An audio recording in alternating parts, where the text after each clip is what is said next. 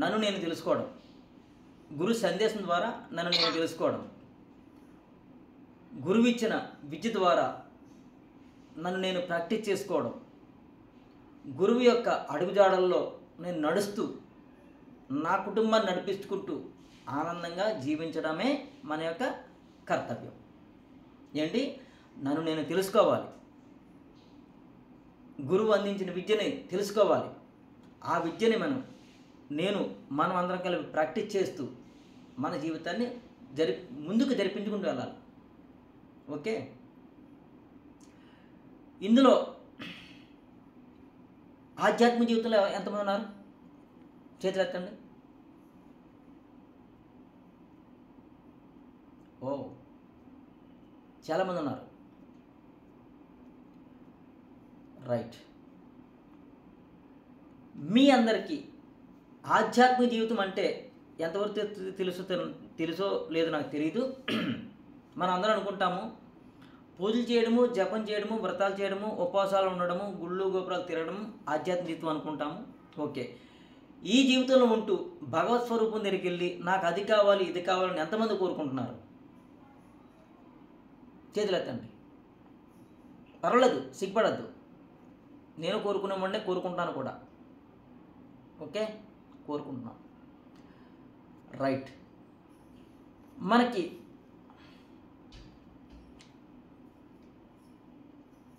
కోరుకున్న జీవితము వచ్చినందుకు ఎంతమంది కృతజ్ఞత తెలుపుకుంటున్నాం మనం? చాలామంది కృతజ్ఞత తెలుపుకుంటున్నాం కదా. రైట్. ఇప్పుడు మనలో కోరికలు కోరుకున్నాము, తీరిని కృతజ్ఞత తెలుపుకుంటున్నాము. రైట్. మరలా కోరుకోకుండా ఎంతమంది ఉంటున్నాం మనం? మరలా కోరుకోకుండా ఎంతమంది ఉంటున్నాం మనం? మరలా కోరుకోవటం అంటే ఏంటి గురుజీ? మనకి ఏదైతే కావాలో అది, కోరుకోకుండా ఎంతమంది ఉంటున్నాము చూసారా? నాతో సహా అందరం కోరుకుంటూనే ఉన్నాం. ఎన్ని వచ్చినా కానీ కోరుకుంటూనే ఉన్నాము కదా. రైట్. ఈ కోరిక కొద్దిగా అందరూ అన్మ్యూట్లో ఉండండి. నేను వేసిన ప్రశ్నకి సమాధానం చెప్పడానికి మాత్రం కొద్దిగా అన్మ్యూట్ అవుతూ ఉండండి, అది మ్యూట్ అవుతూ ఉండండి, అది అందరూ కూడా మ్యూట్లో ఉండండి. సంతోషం. మనము కోరుకుంటున్నాము, కోరుకున్న కోరిక తీరినందుకు కృతజ్ఞత తెలుపుకుంటున్నాము. మనము ఒక కొబ్బరికాయ కొట్టడానికో, 100 కొబ్బరికాయలు కొట్టడానికో, 100 రూపాయలు దక్షిణ ఇవ్వడానికో, 1000 రూపాయలు దక్షిణ ఇవ్వడానికో, తలనీళ్ళు ఇవ్వడానికో మొక్కుకుంటున్నాం మనం. ఓకే, తీరిపోతుంది. నువ్వు వచ్చేసేవేంటి స్కూల్లో పిల్లలు, ట్యూషన్ పిల్లలు? ఓకే, మొక్కుబడి తీర్చుకుంటున్నాము, మరలా కోరుకుంటున్నాము. రైట్. ఈ కోరిక తీరింది, మరలా ఇంకో కోరిక కోరుకున్నాము, ఆ కోరిక తీరట్లేదు. అప్పుడు ఏం చేస్తున్నాం మనము? ఆ భగవంతుడికి ఒక గుడ్ బై చెప్పేసి ఇంకో భగవంతుడు ఎవరైతే ఏ రూపంలో ఉన్నాడో ఆ రూపంలో ఉన్న భగవంతుడి దగ్గరికి వెళ్తున్నాం మనం. ఓకే, లేదు కొంతమంది అలాగే వెళ్తున్నారు, కొంతమంది ఇక్కడే ఉండి ఈ భగవంతుని తిట్టుకుంటున్నారు. స్వామి నీకు పుల్లు దండాలు పెడుతున్నాను, మీకు దక్షిణలు ఇస్తున్నాను, మీ క్షేత్రాలకు వస్తున్నాను, మీకు మీ నామాన్ని జపం చేస్తున్నాను, మీ పేరుతో వ్రతాలు చేస్తున్నాను, మీకు అభిషేకాలు చేస్తున్నాను, ఏదేదో చేస్తున్నాను, నన్ను ఎందుకు ఇలా ఇబ్బంది పెడుతున్నారు అని ఆయనతో గొడవ పెట్టుకునే వాళ్ళు కూడా ఉన్నాం మనం. ఓకే, మనం ఇంకొకరిని చూసుకోవచ్చు. ఇదే జన్మ మొదటి జన్మ, ఇదే జన్మ ఆఖరి జన్మ అయితే గనక అందరూ ఒకే విధంగా ఉండాలి కదా. నా ప్రశ్న ఏంటంటే అందరూ ఒకే విధంగా ఉండాలి కదా. అందరూ తెలుపు అంటే ఇష్టమే కదా, మనం నలుపు అంటే ఇష్టం ఉండదు, చామంతి కూడా కొద్ది గొప్ప ఇష్టం ఉండదు, అందరూ తెలుపు అంటే ఇష్టమే. ఓకే, అందరూ తెల్లగానే ఉండాలి, అందరూ ఒక ఆచార బాహుల్లాగా ఉండాలి. స్త్రీలు అయితే స్త్రీలు, పురుషులు అయితే పురుషులు, అందరూ కూడా ఆచార బాహుల్లాగా ఉండాలి కదా. ఎత్తుగా ఉండాలి, మంచి అందంగా ఉండాలి, బలంగా ఉండాలి, ఆరోగ్యంగా ఉండాలి, ఐశ్వర్యవంతంగా ఉండాలి కదా. మరి అలా కాకుండా కొంతమంది పొట్టిగా, కొంతమంది చామచేయగా, కొంతమంది నల్లగా, కొంతమంది తెల్లగా, కొంతమంది అనారోగ్యంతో, కొంతమంది ఆరోగ్యంతో, కొంతమంది దరిద్రంతో, కొంతమంది ధనంతో, ఇలా ఎందుకు జీవిస్తున్నాము? కొంతమంది గొడవలు లేకపోయినా ఆనందకర జీవితంతో, కొంతమంది గొడవలు ఉండే జీవితంతో ఎందుకు బాధపడుతున్నాం మనం? ఇదే మొదటి జన్మ, ఇదే ఆఖరి జన్మ అయితే కనుక ఆ పరబ్రహ్మ స్వరూపం ఏ రూపంలో ఉన్నాడో మనకు తెలుసు, ప్రస్తుతానికి తెలుసు. మరి ఆ పరబ్రహ్మ స్వరూపాన్ని మనం ప్రార్థన చేస్తున్నాం కదా. నాకు కృష్ణుడు అంటే ఇష్టము, మీకు ఈశ్వరుడు అంటే ఇష్టము, ఇంకొకళ్ళకి అమ్మవారు అంటే ఇష్టము, ఇంకొకళ్ళకి జీసస్ అంటే ఇష్టము, ఇంకొకళ్ళకి అల్లా అంటే ఇష్టము. ఓకే, ఎవరి దేవుళ్ళు వాళ్ళకు ఉన్నాం, మనకున్నారు. సరే, మరి వాళ్ళు ఎందుకు మనల్ని ఇలాగ బాధ పెడుతున్నారు? ఎవరన్నా ప్రశ్నించుకున్నారా? ఎప్పుడైనా ప్రశ్నించుకున్నాం? మనం ప్రశ్నించుకున్నామా? మన యొక్క భగవంతుడు మనం ఎన్నో రూపాలుగా మనం పూజిస్తున్నాము, ధ్యానిస్తున్నాము, జపం చేస్తున్నాము. మరి ఆ భగవంతుడు మనకి ఎందుకు ఇబ్బందులు పెట్టాడు అంటే, మనమంటే కోపం ఆయనకి, మనమంటే ద్వేషం ఆయనకి, మనమంటే జెలసీ ఆయనకి. అసలు మనం చూడడం లేదా? అసలు మనల్ని పట్టించుకోవటం లేదా? ఆలోచించాము ఎప్పుడన్నా? ఎన్నోసార్లు ఆలోచించాం, అయినా ఏమీ చేయలేని పరిస్థితులు ఉన్నాం. కారణం ఏంటంటే పరబ్రహ్మ స్వరూపము ఒకటే చేస్తుంది, మనల్ని భూమి మీద పుట్టించింది. అదే పరబ్రహ్మ స్వరూపం భూమి మీద తీసుకెళ్ళిపోతుంది. మనం ఇదొక్కటే చేస్తుంది, భూమి మీద పుట్టించింది, భూమిని తీసుకెళ్ళిపోతుంది. మధ్యలో జరిగేదంతా కూడా నీదే అని చెప్పి మనకు స్వేచ్ఛనిచ్చింది. మీకు అర్థమైందా? మధ్యలో జరిగేదంతా కూడా నీదే స్వేచ్ఛనిచ్చింది. నీవే జీవించాలని ఇచ్చింది, నీవే జీవించాలని ఇచ్చింది. ఎలా జీవించాలనుకుంటున్నావు అలాగే జీవించని చెప్పింది. ఫ్రీడమ్ ఇచ్చింది మనకి. ఎలా ఫ్రీడమ్ ఇచ్చిందంటే, ఇదంతా కూడా శాస్త్రానుగుణంగా చెప్తున్నానండి, ఇంకా నా అనుభవపూర్వకంగా చెప్పట్లేదు, శాస్త్రానుగుణంగా చెప్తున్నాను. ఉపనిషత్తుల్లో వేదాల్లో ఉన్న శాస్త్రానుగుణంగా చెప్తున్నాను. ఆ పరబ్రహ్మ స్వరూపం దగ్గరట మనము హాయిగా జీవిస్తున్నామట. మనం జీవిస్తూ జీవిస్తూ జీవిస్తూ మనకి బోరు కొట్టిందట. బోరు కొట్టి అడిగామట, నీ దగ్గర ఉండి ఉండి ఉండి బోరు కొట్టింది, నేను వేరే ప్రదేశానికి వెళ్ళి ఆనందంగా జీవించాలనుకుంటున్నాను. రైట్, ఎక్కడికి వెళ్తావు అంటే బోల్డ్ గ్రహాలు చూపించింది పరబ్రహ్మ స్వరూపం. బోల్డ్ గ్రహాలు చూపించింది. అన్ని గ్రహాల్లో కూడా మన యొక్క భూగ్రహము చాలా అందంగా కనబడిందట. మనకి చాలా అందంగా కనబడిందట. ఆహ్లాదకరమైన వాతావరణం ఉన్నట్టు, చెట్లు చేమలు అన్ని, నీరు గీరు, చాలా బాగా అందంగా రమణీయంగా కనబడింది. ఉన్న గ్రహాలన్నింటి కంటే ఎంతో రమణీయంగా కనబడిందట. ఒక్క నిమిషం అండి, లింక్ పంపించరా?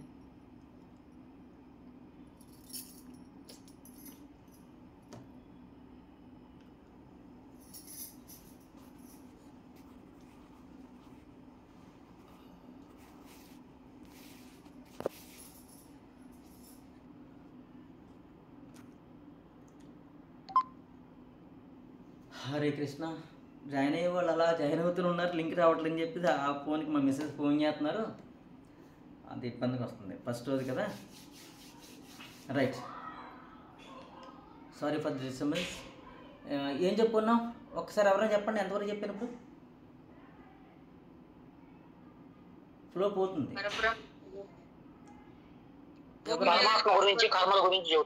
ఏమండి? ఈ భూగ్రహం మరి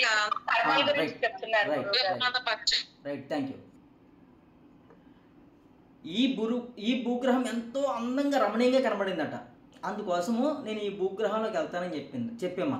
రైట్, అయితే ఓకే అని చెప్పేసి భగవాన్ స్వరూపము రైట్ చేసి ఈ భూగ్రహంలో మనం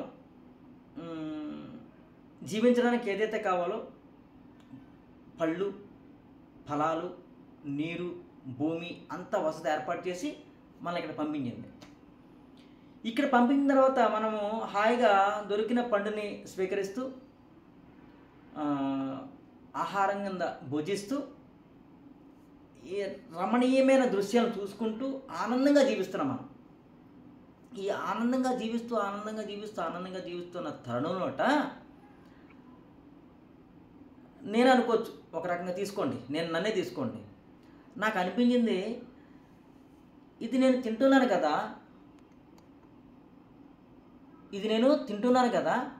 ఈ తింటున్నది ఏదైతే ఉందో నేను దాచుకుంటే బాగుంటుంది కదా అనిపించిందట. ఈ తింటున్నది ఏదైతే ఉందో దాచుకుంటే బాగుంటుంది అనిపించింది.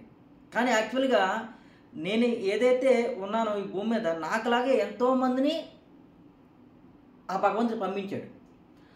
ఆ భగవంతుడు పంపించింది ఇక్కడ ఉన్నాయన్నీ కూడా మనం స్వీకరించి ఆనందంగా జీవించడానికే. కానీ నేను అనుకున్నాను, నేను దాచుకుంటే బాగుంటుంది అనిపించింది. అంటే ఇప్పుడు ఒక చెట్టు ఉంది, ఆ చెట్టు యొక్క పళ్ళు తీసుకుని కోసుకుని దాచుకున్నాను. యాక్చువల్గా ఆ చెట్టు యొక్క పళ్ళు నా ఒక్కడికే కాదు, ఇంతమందికిని. మనం ఇక్కడ ఎంతమంది ఉన్నాము? 51 మంది ఉన్నాము. ఓకే, ఈ 51 మంది తినడానికి ఆ పళ్ళు ఉన్నాయి. కానీ నేనేం చేశానంటే అందులో అంతమందికి ఉండకుండా నేను ఒక్కడిని తీసుకుని తింటున్నాను, బాగుంది, దాచుకుందాని ఆలోచన వచ్చింది నాకు. అది దాచుకున్నాను. ఇదేమైంది, నేనేమనుకున్నా దాచుకున్నాను అనుకుంటున్నాను, కానీ అది దోచుకున్నట్టు ఉంది ఇక్కడ. లా ఆఫ్ సూత్రం ఎట్లా ఉందంటే, కర్మ సిద్ధాంత ప్రకారం ఎలా ఉందంటే, నేను అది కోసుకుని దాచుకున్నాను అనుకుంటున్నాను, బట్ కర్మ సిద్ధాంతం ప్రకారం ఎలా మారిపోయిందంటే అది దోచుకున్నట్టు వచ్చేసింది. మీకు అర్థమైందా? అది అందరికీ నా పళ్ళు, బట్ నేను దోచుకున్నట్టు వచ్చింది. అది ఈ దోచుకోవడం అనేది తప్పు. ఈ తప్పు అనేది నాకు తెలీదు, నిజంగా నాకు తెలీదు. దాచుకుందామని పోసుకున్నాను అంతే, నేను రేపు దాచుకుందామని, బట్ అది దోచుకున్నలో మారిపోయింది. ఇట్లాగా మొదటి తప్పు జరిగిపోయింది. ఓకేనా? ఇప్పుడు నాకులాగే మీలో ఒక ఆమె, ఇప్పుడు మనం నాగలక్ష్మి గారు తీసుకుందాం. ఆ నాగలక్ష్మి గారు కూడా ఆలోచన వచ్చింది, ఆవిడ కూడా తీసుకుంది. అక్కడ కూడా దోచుకున్నట్టు ఆవిడ కూడా నాతో పాటు ఆవిడకి కూడా దోచుకుంది. ఆవిడ కూడా కర్మ ఫలితం స్వీకరించి రెడీ అయిపోయింది, దోచుకుంది, కర్మ జరిగిపోయింది అక్కడ. ఇప్పుడు నేను దాచుకున్నది ఏమైపోయిందో నేను ఇంకెవ్వరికి కట్టుకుని నేను మాత్రం తింటున్నాను. ఇప్పుడు నాగలక్ష్మి గారు ఏం చేస్తున్నారంటే, ఆ పక్క వాళ్ళు ఎవరో వచ్చి, నాగలక్ష్మి గారు నాకు ఆకలి వేస్తుంది, ఒక పండు ఇవ్వరా అంటే, ఓహో సరే నా దగ్గర ఉన్నాయి కదా అని చెప్పేసి ఒక పండు తీసుకొచ్చి ఆవిడకి ఎవరికో ఇచ్చింది ఆవిడ. ఓకే, ఇప్పుడు ఆవిడ అకౌంట్లో, నా అకౌంట్లో ఆవిడ అకౌంట్ కూడా పాప అకౌంట్ పడిపోయింది. ఇప్పుడు ఆ పండు ఎదుటి వ్యక్తికి ఇచ్చింది కాబట్టి ఆవిడ అకౌంట్లో పుణ్యం అకౌంట్ పడిందండి. ఓకేనా? ఆవిడ అకౌంట్లో పుణ్యం అకౌంట్ పడింది. ఇద్దరిలోనే పాప అకౌంట్లో పడిపోయినాయి. ఇప్పుడు ఆవిడ ఒక పండు ఎదుటి దాచింది కాబట్టి, ఇచ్చింది కాబట్టి, దాచుకున్న దాంట్లో ఒక పండు దోచేసుకుంది ఆల్రెడీ. ఆ దోచుకున్న దాంట్లోనే ఒక పండు ఇచ్చింది కాబట్టి ఆవిడకి పుణ్య ఫలితం వచ్చింది. ఓకే, ఇప్పుడు ఆ పండు ఎవరు తీసుకున్నారు? పలానా సూర్యకుమారి గారు తీసుకున్నారు. ఓకేనా? ఆ సూర్యకుమారి గారు తీసుకున్నది తినబోతుంటే ఇప్పుడు ఆవిడ సూర్యకుమారి గారు దోచుకోలేదు, ఆవిడకి రాబడింది. తినబోతుంటే ఎవరో వచ్చారు, నాకు ఆకలేస్తుంది అని. ఆవిడ తినబోతున్న పండులోనే ఆ పండు పూర్తిగా ఇవిడికి ఆకలి తీరుతుంది, కానీ ఆ పండు సగం పండు సూర్యకుమారి గారు ఇంకోళ్ళకి పక్కలకి ఎవరికి దానం ఇస్తుంది. ఇప్పుడు 3 కర్మలు జరిగినాయండి. నేను దోచుకున్నాను, దాచుకున్నాను. ఆవిడ కూడా నాగలక్ష్మి గారు దోచుకుంది, దాచుకుంది, ఓ పండు దానం చేసింది. ఇప్పుడు సూర్యకుమారి గారు ఏకంగా దోచుకోలేదు, దాచుకోలేదు, వచ్చిందాన్ని పంచింది. ఇప్పుడు బాగా ప్లస్ మార్కులు ఎవరు పడతాయి? నాకు పడతాయా? నాగలక్ష్మి గారు పడతాయా? సూర్యకుమారి గారు పడతాయా అంటే సూర్యకుమారి గారికే పడతాయి. ఎందుకంటే ఆవిడ దోచుకోలేదు, దాచుకోలేదు. వచ్చింది ఏదైతుందో ప్రారంధానుసారం వచ్చింది ఏదైతుందో ఆవిడ వేరే వాళ్ళకి దానం చేసింది. భగవంతుడు మనకు వచ్చిన దాన్ని ఇతరులకు పంచడమే కదా గురువు గారు. అవునమ్మా, మనకి భగవంతుడు ప్రాప్తంగా వచ్చిన దాన్ని మనం ఇతరులకు పంచడం. ఇక్కడ ఏమైంది, నేను దోచుకున్నాను, దాచుకున్నాను. ఇప్పుడు నాగలక్ష్మి గారు కూడా దోచుకున్నారు, దాచుకున్నారు. ఆ దాచుకున్న దాంట్లో ఒక పండు ఇచ్చారు. నాగలక్ష్మి గారికి 1 పాయింట్ పడింది, మంచి పాయింట్. ఓకే, ఇప్పుడు సూర్యకుమార్ గారు తీసుకున్నారు. ఆవిడ దోచుకోలేదు, దాచుకోలేదు, వచ్చింది ఆవిడకి. ఆ భగవంతుడే నాగలక్ష్మి ద్వారా ఇచ్చాడు. నాగలక్ష్మిలో మంచి ఆలోచన కల్పించి, సరే దోచుకున్నావు పక్కన పెట్టు, నువ్వు దోచుకున్న దాంట్లో పండు ఇవ్వని చెప్పింది భగవంతుడు. సో ఇప్పుడు సూర్యకుమారి గారికి ఇచ్చింది. ఇప్పుడు సూర్యకుమారి గారు దోచుకోలేదు, దాచుకోలేదు, ప్రారంధానుసారం వచ్చింది ఆవిడకి. ఇప్పుడు ఆవిడకి వచ్చిన దాంట్లోనే సగం ఇచ్చేసింది. ఇప్పుడు ఆ సగం ఇచ్చింది ఏదైతే ఉందో భగవంతుడు ఆవిడని బాగా ప్రేమించాడు. ఓకేనా? ఇప్పుడు ఇంకొక వ్యక్తి ఆ సగం పండు తీసుకున్నారు కదా, ఇంకొక వ్యక్తి, ఆ వ్యక్తిని ఎవరు తీసుకోవచ్చు మనం ఇక్కడ? పేరు వాసవి గారిని తీసుకుందాం. జీ వాసవి గారికి ఆ సగం పండు ఇచ్చింది ఎవరు? సూర్యకుమారి గారు. ఓకేనా? ఇప్పుడు ఆవిడ తినబోతుంటే వాసవిగా తినబోతుంటే ఇప్పుడు విజయలక్ష్మి గారు వచ్చారు, అమ్మ నాకు ఆకలిగా ఉందని. ఇప్పుడు వాసవి గారు ఏం చేశారంటే పూర్తిగా పండుగ అసలు ఆవిడ తినలేదు కూడా, వచ్చినట్టుగానే విజయలక్ష్మి గారికి ఇచ్చేసారు. ఇప్పుడు సూర్యకుమారి గారు అంటే భగవంతుడికి కొద్దిగా ఇష్టమైంది.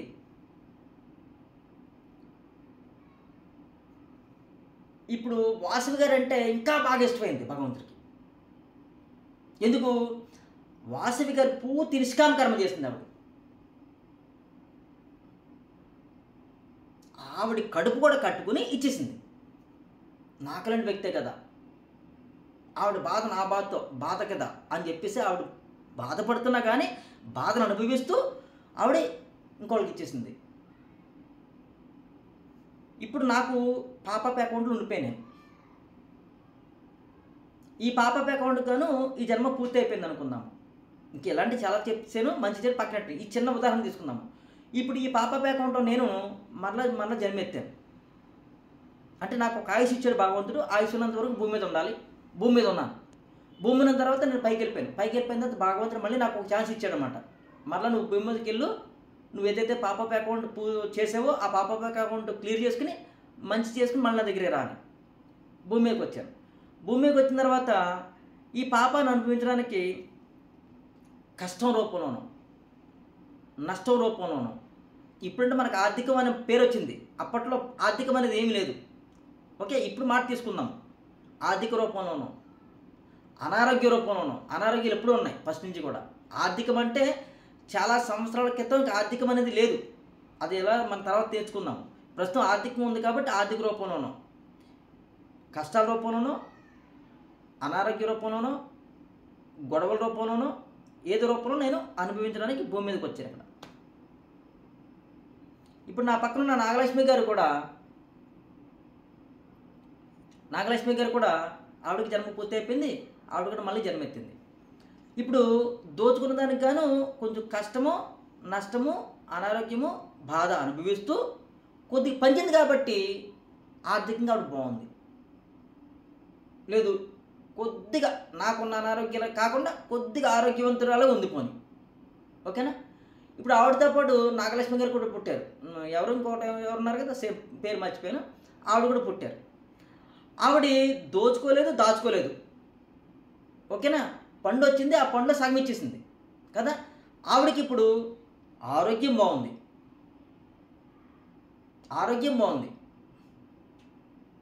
ఆనందం ఉంది, ఐశ్వర్యం ఉంది, ఆధ్యాత్మిక కూడా బాగుంది. ఆవిడ దగ్గర దోచుకోలేదు, దాచుకోలేదు, వచ్చింది సగం ఇచ్చేసింది. ఇంకొక ఆమెకి ఇచ్చింది కదా, పూర్తిగా వాసవి గారు ఇచ్చారు కదా, తినకుండా కూడా ఇచ్చేసింది కదా. ఇప్పుడు ఆవిడ గొప్ప స్థాయిలో ఉందండి. మీకు బాగా కూలంకషంగా అర్థమయ్యేలా చెప్తున్నాను అనుకుంటున్నాను, అర్థం కాకపోతే మళ్ళీ అడగండి. ఇప్పుడు వాసవి గారి గొప్ప స్థాయిలో, ఎందుకంటే ఆవిడకి వచ్చిన సగం బాగానే కూడా తినకుండా వేరే ఆవిడకి ఇచ్చేసింది కాబట్టి ఆవిడ గొప్ప స్థాయిలో ఉంది. ఎంత స్థాయిలో ఉందంటే ఈ ఒక రాజులాగా, ఒక రాజులాగా పాలించడానికో, భాగ్యాలు అనుభవించడానికో ఆవిడ కింద ఎంతో పరిచర్యలు చేసే పనివారు ఉంటారు. భాగ్యాలు అనిపిస్తుంది, ఆరోగ్యం ఉంది, ఐశ్వర్యం ఉంది, మంచి కుటుంబం ఉంది, మంచి ఆనందంగా ఉంది, మంచి ఆధ్యాత్మిక జీవితం అనిపిస్తుంది. చూసారా? ఇప్పుడు మనం అర్థం చేసుకోవాల్సింది ఏంటంటే మనకి ఇదే జన్మ మొదటి జన్మ కాదు, ఇదే జన్మ ఆఖరి జన్మ కాదు. ఇంతకుముందు ఎన్నో జన్మలు ఉన్నాయి, ఎన్నో జన్మలు ఎత్తాము. ఆ జన్మల్లో మంచి చెడు కార్యక్రమాలు చేసాము. ఆ మంచి చెడు కార్యక్రమాల ఫలితమే మనకి ఈ జీవితము. ఈ జీవితంలో మనం అనుభవిస్తున్న మంచి చెడు కూడా. ఎంతవరకు అర్థమైంది? అర్థం కాకపోతే అడగండి.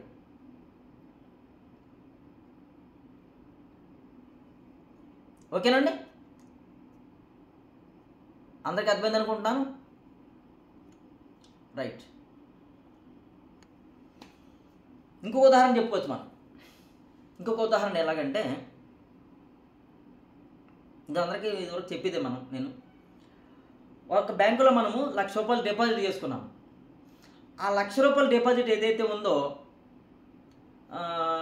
ఇప్పుడు 7.1 అనుకుంటాం. మొన్నటి వరకు 8.1 ఇచ్చేవారు ప్రైవేట్ బ్యాంకుల్లో, మామూలు బ్యాంకుల్లో 7 ఇచ్చేవారు. ఇప్పుడు ఇంకా తగ్గించారు. ఓకే, ఇప్పుడు 1,00,000 రూపాయలకి నెలకి ఒక 500 రూపాయలు వడ్డీ వస్తుంది అనుకుందాం మనం. ఓకేనా? ఇప్పుడు ఈ 1,00,000 రూపాయలు మనం దాచుకున్నది ఏదైతే ఉందో అట్లానే ఉంచుని వడ్డీ మాత్రమే తీసుకుంటున్నాం మనం. ప్రతి నెల 500 రూపాయలు 500 రూపాయలు 500 రూపాయలు వడ్డీ మాత్రం తీసుకుంటున్నాం. వడ్డీ మనకు వస్తుంది, మనం ఆ వడ్డీని మనం తింటున్నాము. ఓకేనా? ఎంతవరకు అంటే ఈ 1,00,000 రూపాయల్లో ఏ ఒక్క రూపాయి తీయకుండా ఆ 1,00,000 రూపాయల డిపాజిట్ అక్కడే ఉంచినంత కాలం కూడా నేను వడ్డీ తీసుకుంటూనే ఉంటాను. అది నాది. అంటే ఇటు ఆధ్యాత్మికంగా చెప్పుకుంటే కనుక నేను పుణ్యం బాగా చేశాను. అంతకుముందు జన్మలో, ముందు జన్మలో, ఆ ముందు జన్మలో, ఆ ముందు జన్మలో, ఆ ముందు జన్మలో, ఆ ముందు జన్మలో, ఆ ముందు జన్మలో పుణ్యం బాగా చేశాను. దానికి ఫలితంగా భోగ జీవితమే వస్తుంది. ఈ జన్మ మరు జన్మ అంటే ఈ జన్మ పూర్తి అయిపోతే సరే ఇంకా జన్మ నేను చేసుకున్న పుణ్యానికి గాను ఈ జన్మ పూర్తి అవ్వలేదు, ఇంకా మిగిలిన బ్యాలెన్స్ వచ్చే జన్మ వస్తుంది. ఆ జన్మలో కూడా ఈ పుణ్య ఫలాన్ని స్వీకరిస్తూ ఉంటున్నాను. ఆ జన్మలో కూడా పూర్తి అవ్వలేదు, అంటే ఈ జన్మలో చేసిన పుణ్యం ఏదైతే ఉందో ఫలం ఇంకా పూర్తి అవ్వలేదు. ఆ మరుసటి జన్మ మళ్ళీ ఎత్తుతున్నాను. ఆ మరుసటి జన్మలో కూడా ఇదే పుణ్య ఫలాన్ని అనుభవిస్తూ ఉన్నాను. ఈ పుణ్యఫలం పూర్తి అయ్యేంత వరకు నేను అన్ని జన్మలు కూడా ఆనందంగానే జీవిస్తాను. ఓకేనా?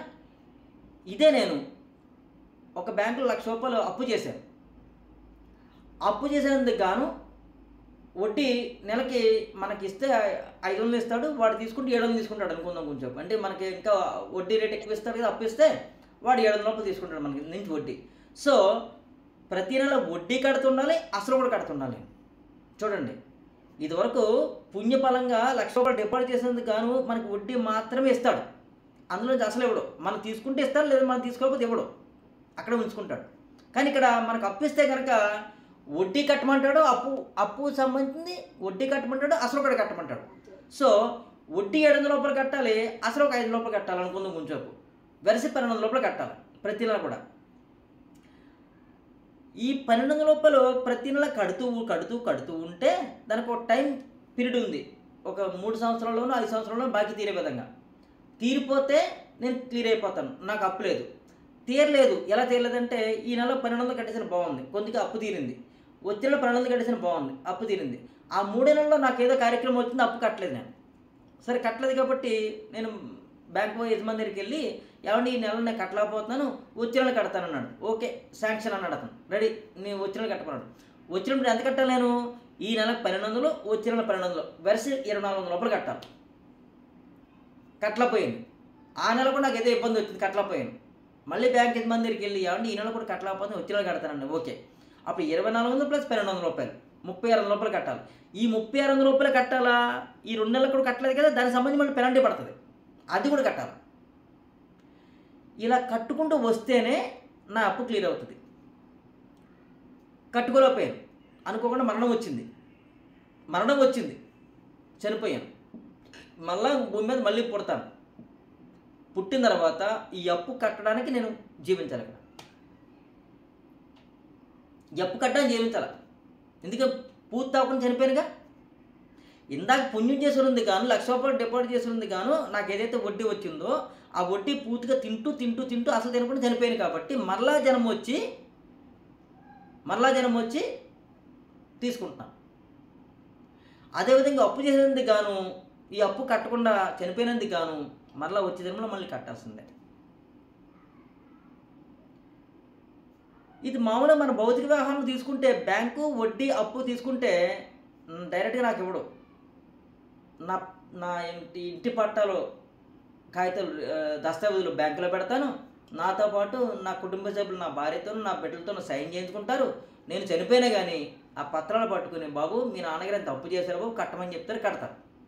భౌతికంగా కట్టి ఈ పేపర్లు రిలీజ్ చేసి మా ఇంటి సభ్యులు తీసుకెళ్తారు. ఇది వడ్డీ రూపంగా, అప్పు రూపంగా, భౌతికంగా మనకి. ఓకేనా? ఇటు ఆధ్యాత్మికంలో మనం ఎన్నో పాపాలు చేస్తున్నాం. ఈ పాపాలు ఏదైతుందో అప్పు, ఈ పాపం చేసేందుకని ఫలితం అనుభవించాల్సిందే. ఆ ఫలితం అనుభవించకుండా శరీరాన్ని వదిలేస్తే మరలా మరుజన్మలో ఈ ఫలితాన్ని అనుభవించడానికి మళ్ళీ పుడతాం మనం. ఓకే, ఆ జన్మలో కూడా మరలా మంచి చెడు కార్యక్రమాలు చేస్తూ ఉన్నాము. ఆ జన్మలో కూడా మంచి చెడు కార్యక్రమాలు చేస్తున్నాం మనం. ఈ జన్మలో ఏదైతే చేసామో మరి జన్మ కూడా చేస్తున్నాం. నిన్న జన్మలో ఏదైతే చేసామో మంచి చెడు కార్యక్రమాలు మళ్ళీ ఈ జన్మలో కూడా మంచి చెడు కార్యక్రమాలు చేస్తున్నాం. ఈ జన్మలో అయితే చేస్తున్నాము మరి జన్మలో కూడా మంచి చెడు కార్యక్రమాలు చేస్తున్నాము. ఇలాగా పాజిటివ్ నెగిటివ్ చేసుకుంటూ మనం అనేక రకాల జన్మలు ఎత్తుకుంటూ ఈరోజు ఈ జన్మలోకి వచ్చామండి. ఈరోజు ఈ జన్మలోకి వచ్చాం. ఇప్పుడు ఈ జన్మలోకి వచ్చిన తర్వాత ఎంతమంది మంచిగా జీవిస్తున్నాము, ఎంతమంది ఆనందంగా జీవిస్తున్నాము, ఎంతమంది సిరి సంపదలతో జీవిస్తున్నాము, ఎంతమంది ఆధ్యాత్మికతతో జీవిస్తున్నాము మనందరికీ తెలుసు. సో దాని ఫలితం ముందు జన్మలో చేసుకున్నది ఇది.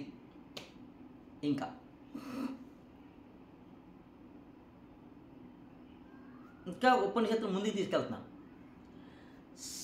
ఇందాక అనుకున్నామే ఆ పరబ్రహ్మ స్వరూపం నుంచి బోరు కొట్టి భూమి మీదకి వచ్చామని. కరెక్టేనా? అది ఒక పార్ట్. ఇంకా ముందు పార్ట్ తీసుకెళ్తాను. ఆ పరబ్రహ్మ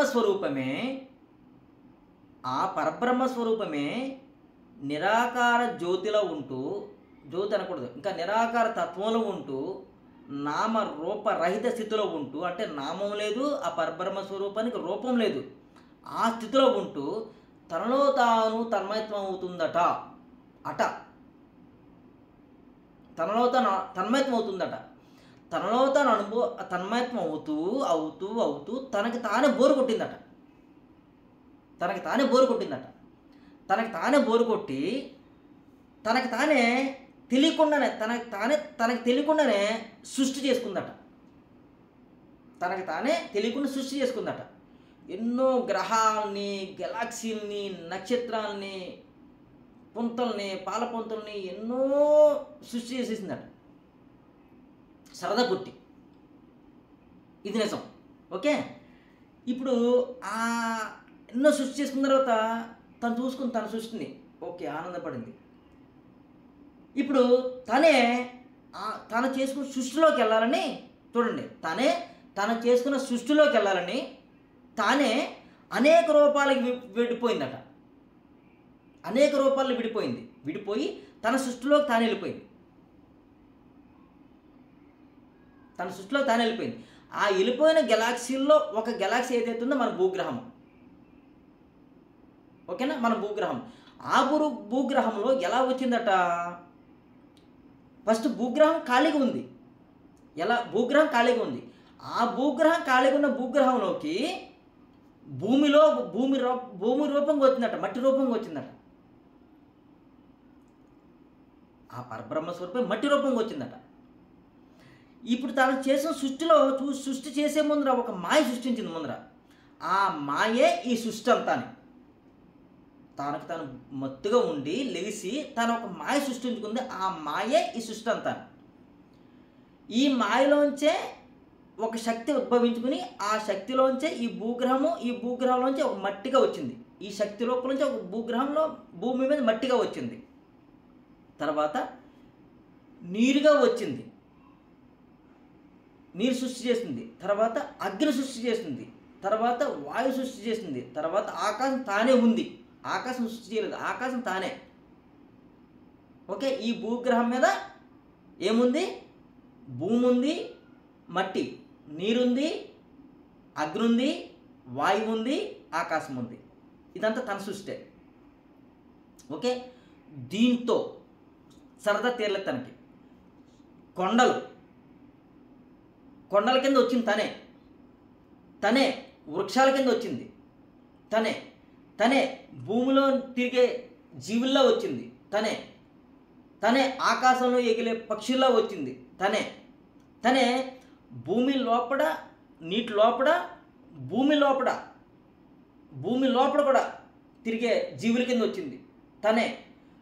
నీటిలోని, భూమిలోని, భూమి పైన సంచరించే జీవుల కింద వచ్చింది తనే వచ్చింది. తనే ఇన్ని రకాల జీవాలను సృష్టించుకుని జీవాలుగా సృష్టి చేసుకుని తానే వచ్చింది. తానే మరలా ఆకలి తీర్చుకోవడానికి కోసము తనకంటే చిన్న జీవిని కొట్టి చంపి తన ఆకలి తీర్చుకుంటుంది. తన భూమి మీదకి వచ్చింది, మాయలో పడిపోయింది, మాయలో వచ్చింది, మాయ ఏం చేసిందంటే ఆకలి సృష్టించింది, తనే కొట్టుకు జీవించింది, తనే ఇంకా అనేక రకాల జన్మలు ఎత్తుతూ అనేక రకాల జీవుల రూపాలు ఎత్తుతూ 84 లక్షల రూపాయల జీవులు ఎత్తిందటండి. ఎన్ని ఒకరు చెప్పండి?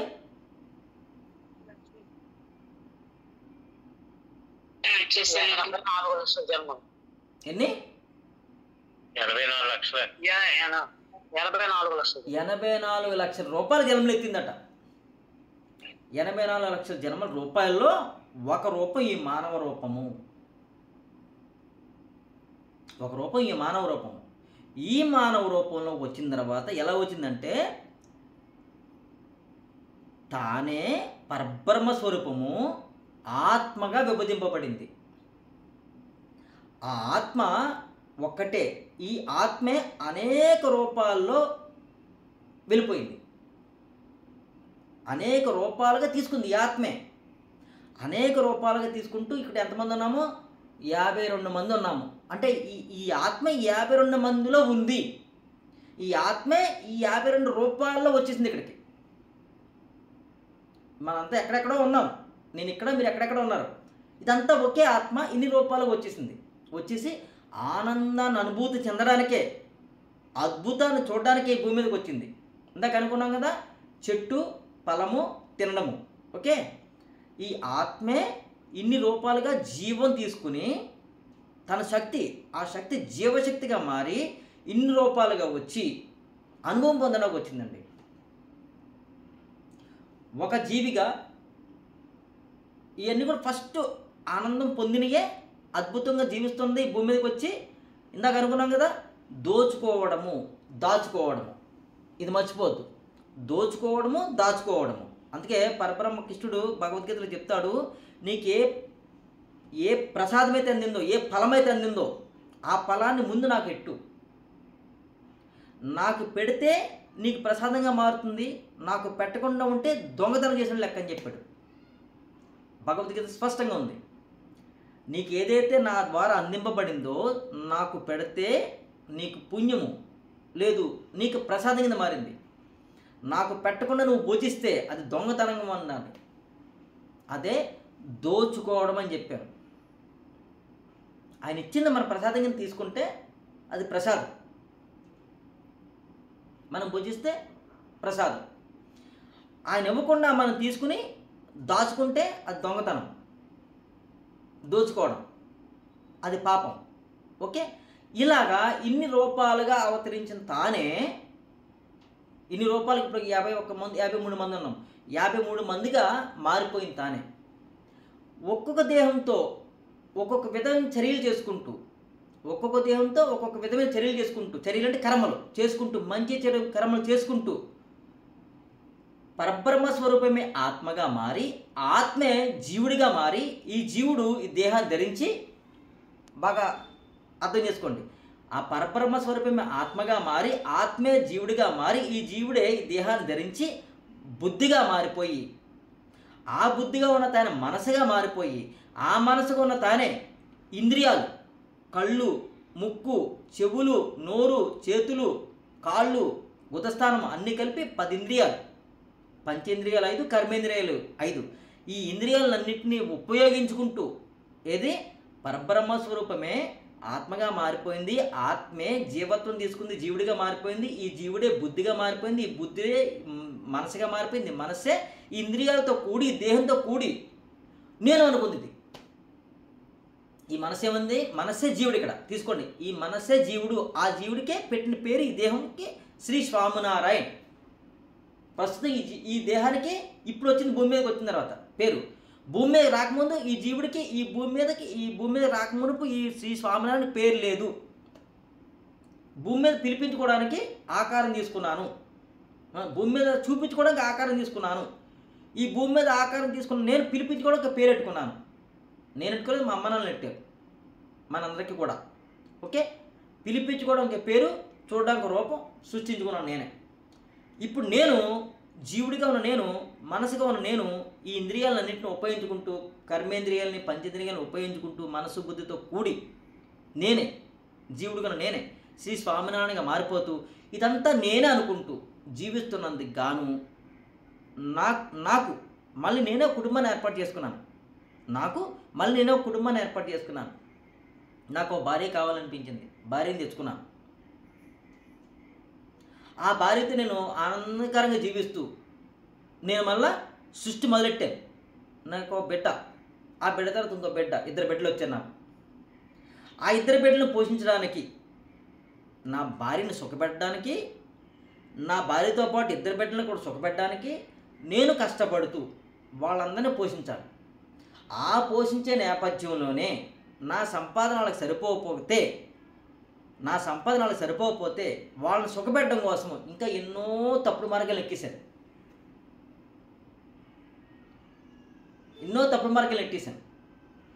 మనుషుల్ని కొట్టాను, జీవుల్ని చంపాను. ఆ జీవుల్ని చంపి నా భార్య బిడ్డలకి ఆహారంగా దిగొచ్చాను. మనుషుల్ని కొట్టి ధనాన్ని, ఇప్పుడు ధనం ఉంది, అప్పుడు ధనం లేదు, వస్తువులు ఉండి. ఓకే, ఇప్పుడు రోజుకి మాట్లాడుకుందాం. ధనాన్ని ఆ మనుషుల దగ్గర కొట్టి ధనాన్ని తెచ్చాను. లేదు, ఆ మనుషుల దగ్గర ధనాన్ని మోసగించి తెచ్చాను. లేదు, ఆ మనుషుల దగ్గర ధనాన్ని దొంగిలించి తెచ్చాను. నేను ఏదో రకంగా చేసి తెచ్చాను. ఇదంతా పాపపు కర్మ. తెస్తూ వీళ్ళని అందరికీ పెడుతూ వీళ్ళని సుఖంగా అనుభవించడం చేయడం కూడా. ఎందుకంటే నేను ఒక్కనే సుఖంగా అనిపించాలంటే ఇంత ధనాన్ని కొట్టక్కర్లేదు, ఇంత ధనాన్ని సంపాదించక్కర్లేదు, ఇంత ధనాన్ని మోసగించక్కర్లేదు, ఇంత ధనాన్ని దొంగిలించక్కర్లేదు. కేవలం నా సంపాదన జీవించవచ్చు. కానీ వీళ్ళందరినీ పోషించడం కోసం నేను చేసుకున్న కర్మే ఇప్పుడు ఈ విధంగా అనుభవిస్తున్నాం. భోగ రూపంగా, ఆర్థిక రూపంగా, అనారోగ్య రూపంగా, కష్టంగా, నష్టంగా, బాధగా జీవిస్తున్నాం. ఓకే, ఇప్పుడు వీళ్ళందరినీ పోషణ కోసం ఇన్ని తప్పులు చేస్తున్నందుకు గాను నా పాపం అలా అలా అలా అలా అలా పెరిగిపోయి నాకు బాధ తెచ్చింది. మరి మీరు అనొచ్చు, ఏమండి మీరు పురుషుడు కాబట్టి ధనాన్ని దొంగతనం చేసో, మోసం చేసో, అన్యాయం చేసో, చంపో ఏదో తెచ్చి పెట్టారు. మరి స్త్రీగా ఉన్నాను కదా నేను స్త్రీగా ఉన్నాను కదా, మరి నాకెందుకు వచ్చిందండి ఈ అనారోగ్యం? ప్రశ్నించరా ఎవరునో?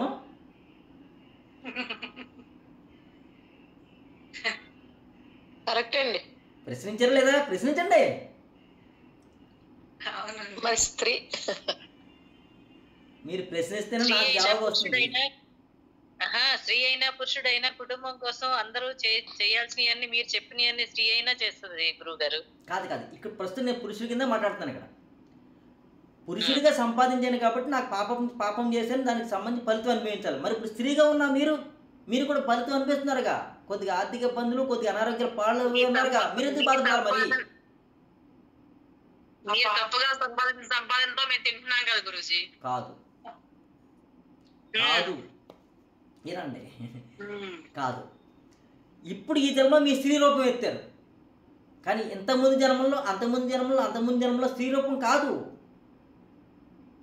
ఆ జన్మలో మీరు పురుషుడిగా ఉన్నారు, నేను స్త్రీగా ఉన్నాను. అంతకుముందు జన్మలో ఇంకో రూపంతో ఉన్నారు, అంతకుముందు జన్మలో ఇంకో రూపంతో ఉన్నారు. ఈ జన్మలో ఉన్న స్త్రీలే అంతకుముందు జన్మలో పురుషులు, ఈ జన్మలో ఉన్న పురుషులు అంతకుముందు జన్మలో స్త్రీలు. అంతకుముందు జన్మలో ఇలాగా స్త్రీ పురుషుల కింద మారే మనం. ఓకేనా? ఆ అనుభవం ఏదైతుందో ఇప్పుడు వాసవి గారు ఏదైతే ఉందో ఇప్పుడు స్త్రీ జన్మ అనుకున్నారు, కానీ అంతకుముందు జన్మలో పురుష జన్మ. ఆ పురుష జన్మలో చేసిన పాపానికి అనుగుణంగా ఈ జన్మలో దుఃఖాన్ని అనుభవిస్తున్నారు. భర్త రూపంలో ఎవరో వచ్చి బాధ పెడుతున్నాడు, బిడ్డల రూపంలో ఎవరో వచ్చి నన్ను ఇబ్బంది పెడుతున్నారు, అనారోగ్య రూపంలో ఏదో వచ్చి నా దేహాన్ని బాధ పెడుతుంది. గురువులు అంటున్నారు మీకు మంచి చేస్తామంటున్నారు, నన్ను దోచుకుపోతున్నారు.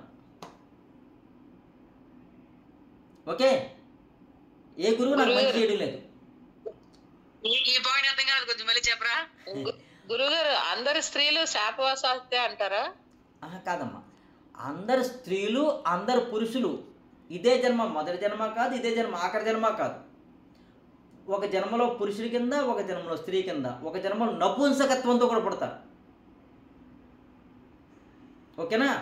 భగవంతుడికి రూపం లేదు, గుర్తెట్టుకోండి. భగవంతుడికి రూపం లేదు. శాస్త్రం ఏం చెప్తుందంటే మనం ఇలా చెప్పుకోకూడదు, నపుంసకత్వం అని చెప్తారు. భగవంతుడికి రూపం లేదు. స్త్రీ తానే, పురుషుడు తానే. తానే పురుషుడిగా వచ్చాడు. తానే ఈ ఈ ఈ పురుషత్వంలో తానే ఒక సగభాగం స్త్రీ కింద మారిపోయాడు. తానే స్త్రీని సృష్టించాడు. మగవాళ్ళకి ఎడం పక్కన ఇప్పుడు సపోజ్ ఒక ఉదాహరణ చెప్తాను. ఈ పక్కన మగవాడికి 8 ఎముకలు ఉన్నాయనుకోండి, ఎడం పక్కన 7 ఉంటాయట. ఆ పరబ్రహ్మ స్వరూపమే తన ఎడమ ఎముకని ఇరిపి తీసి స్త్రీ కింద పుట్టించుకున్నాడట. తను అనుభవించాలి అంతానే. తానే పురుషుడిగా వచ్చాడు, తన భాగం నుంచి స్త్రీ కింద కూడా ఆ ఎముకని స్త్రీ కింద చేసి జీవాన్ని తీసుకున్నాడు. ఓకే, కాబట్టి కొన్ని జన్మలో నపుంసకత్వంతో ఉంటాడు, కొన్ని జన్మలో మగదేహంతో ఉంటాడు, కొన్ని జన్మలో స్త్రీ రూపంతో కూడా ఉంటాడు. ఏమున్నా కానీ అక్కడ ఇక్కడ తప్పులు చేసేందుకు గాను, పాపాలు చేసేందుకు గాను కర్మను అనుభవిస్తూ ఉంటాడు. ఇందాక వాసు గారు చెప్పినట్టు ఈ జన్మలోనే పురుషుడు చేసిన పాపాన్ని కూడా స్త్రీ అనుభవిస్తుంది ఇక్కడ. దీనికే వాల్మీకి మహర్షి తెలుసుగా మనకి.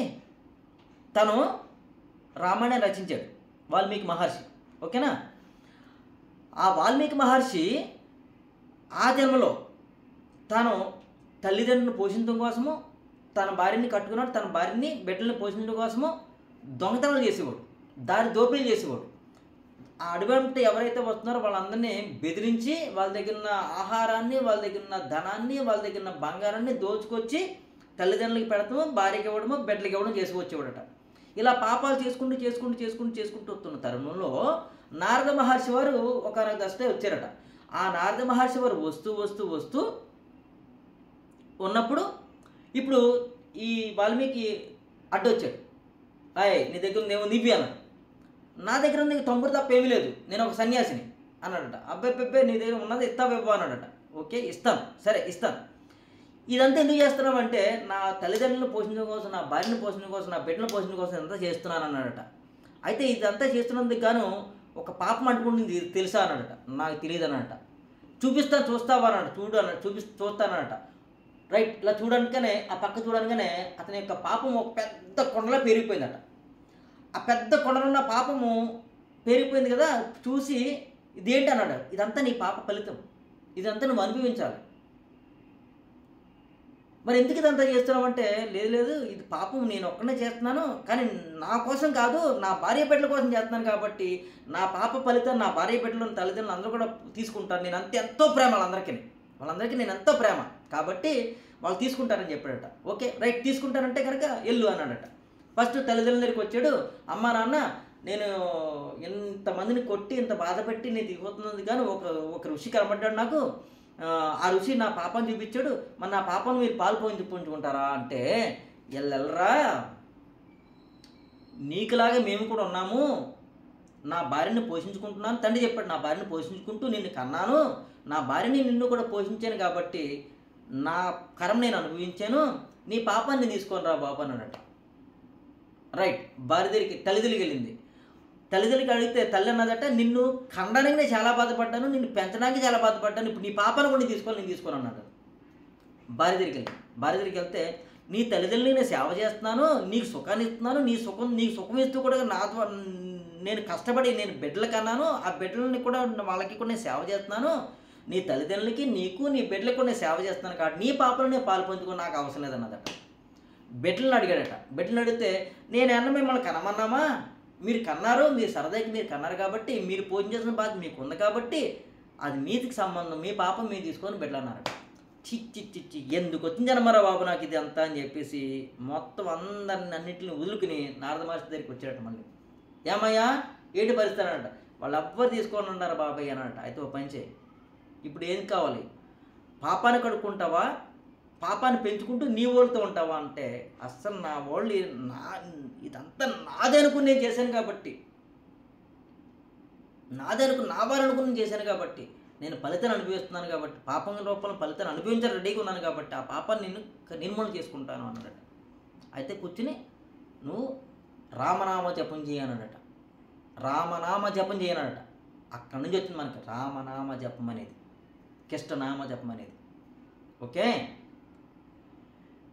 అప్పుడు రామనామ జపం ఏదో మంత్రం చెప్పాడు. ఆ మంత్రం పలకుండా రాకానికి ఓ పంచే మర మర మర అన్నాడట. మర మర మర అనమన్నాడట. ఓకే, ఇప్పుడు అతను కూర్చుని మర మర మర మర మర మర మర మర మర మర మర మర అమర అమర అమర అమర అమర అమర అమర రామ రామ రామ రామ రామ రామ రామ రామ రామ రామ రామ రామ రామ అని పైకి ఉచ్చరిస్తూ, మనసులో ఉచ్చరించుకుంటూ పైకి ఎత్తులో మానేసి మనసులో ఉచ్చరించుకుంటూ అలా ధ్యానంలో ఉండగా తన యొక్క పాప ఫలితం అలా దిగిపోయి, పుణ్యం లేదు ఇంకా పాపం లేదు, వాల్మీకి మహర్షిలో నిలబడిపోయాడు. ఇలాగా వాల్మీకి మహర్షిలో నిలబడిపోయాడు. ఇప్పుడు ఈ నిలబడిపోయే తనలోనే భార్య కూడా తెలుసుకుంది నేను తప్పు చేశానని. తను కూడా వచ్చి తన పక్కనే కూర్చుని తను కూడా తపస్సు చేసింది. ఈ వాల్మీకి మహర్షి కంటే కూడా భగవంతులు ఈమె కలిసిపోయింది ముందర. ఆమె జన్మ చరితార్థం చేసుకుని ముందు వెళ్ళిపోయింది ఆవిడ. ఈయన ఇంకా భూమి మీద పని ఉంది కాబట్టి ఈయన నిలబడిపోయాడు. ఆ నిలబడిపోయిన తరుణంలో రామాయణాన్ని రచించాడు. రాముడు పుట్టక ముందే రామాయణం రచించాడు వాల్మీకి మహర్షి. ఓకేనా, ఒక చిన్న కథ ఇది. ఇప్పుడు మన జీవితంలో ఏం చేసుకోవాలంటే, ఏదో జరిగిపోయింది. ఓకే, ఎలాగో జరిగిపోయింది. ఈ జన్మలో స్త్రీ రూపంతో ఉన్నాను నేను, ఈ జన్మలో పురుష రూపంతో ఉన్నాను నేను. మనందరం కలిపి 53 మందిలో ఎలా పడితే అలా ఉన్నాం మనం. ఓకేనా, 51 మందిలో ఎలా పడితే అలా ఉన్నాము, బాధలు అనుభవిస్తున్నాం. ఇప్పుడు నేనేం తీసుకోవాలి? ఒకే ఒకటి తీసుకోవాలి. ఏంటి అంటే, నేను ఈ శరీరాన్ని కాదు. మరి నేను ఎవరిని అంటే ఆత్మస్వరూపం. నేను ఎవరిని? ఆత్మస్వరూపం. మనకి ఈ దేహం వచ్చింది కదా, నాకు ఈ దేహం వచ్చింది కదా, ఇది ఎలా అవుతుంది తెలుసుకోవాలి. ఇది ఎలాగంటే, ఈ దేహము భూమి నుంచి, జలము నుంచి, అగ్ని నుంచి, వాయువు నుంచి, ఆకాశం నుంచి ఈ శరీరం పుట్టింది. అందుకు ఈ శరీరాన్ని అన్నగత దేహం అన్నాను. ఏమన్నా మనం చెప్పండి అప్పుడు? అన్నగత దేహం.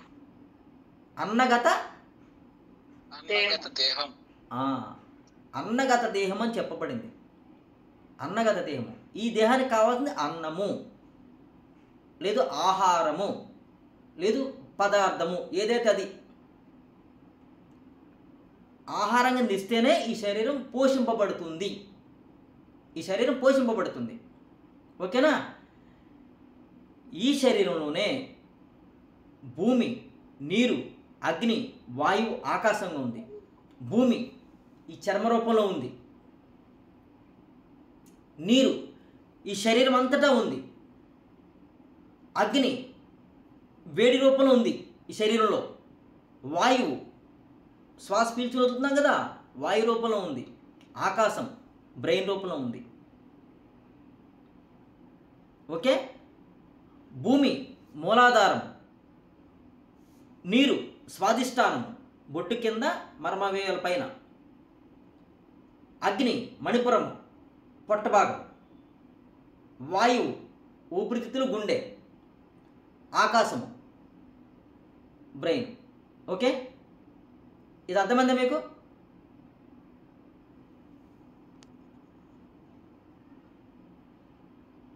అర్థమైందా, అర్థం కాలేదా? ఇంకొకసారి చెప్పండి. మీరు అలా అడిగితే నేను చెప్తాను. చెప్పండి. ఈ దేహము నేను అనుకుంటున్నాను, నేను కాదు, నేను ఆత్మస్వరూపాన్ని.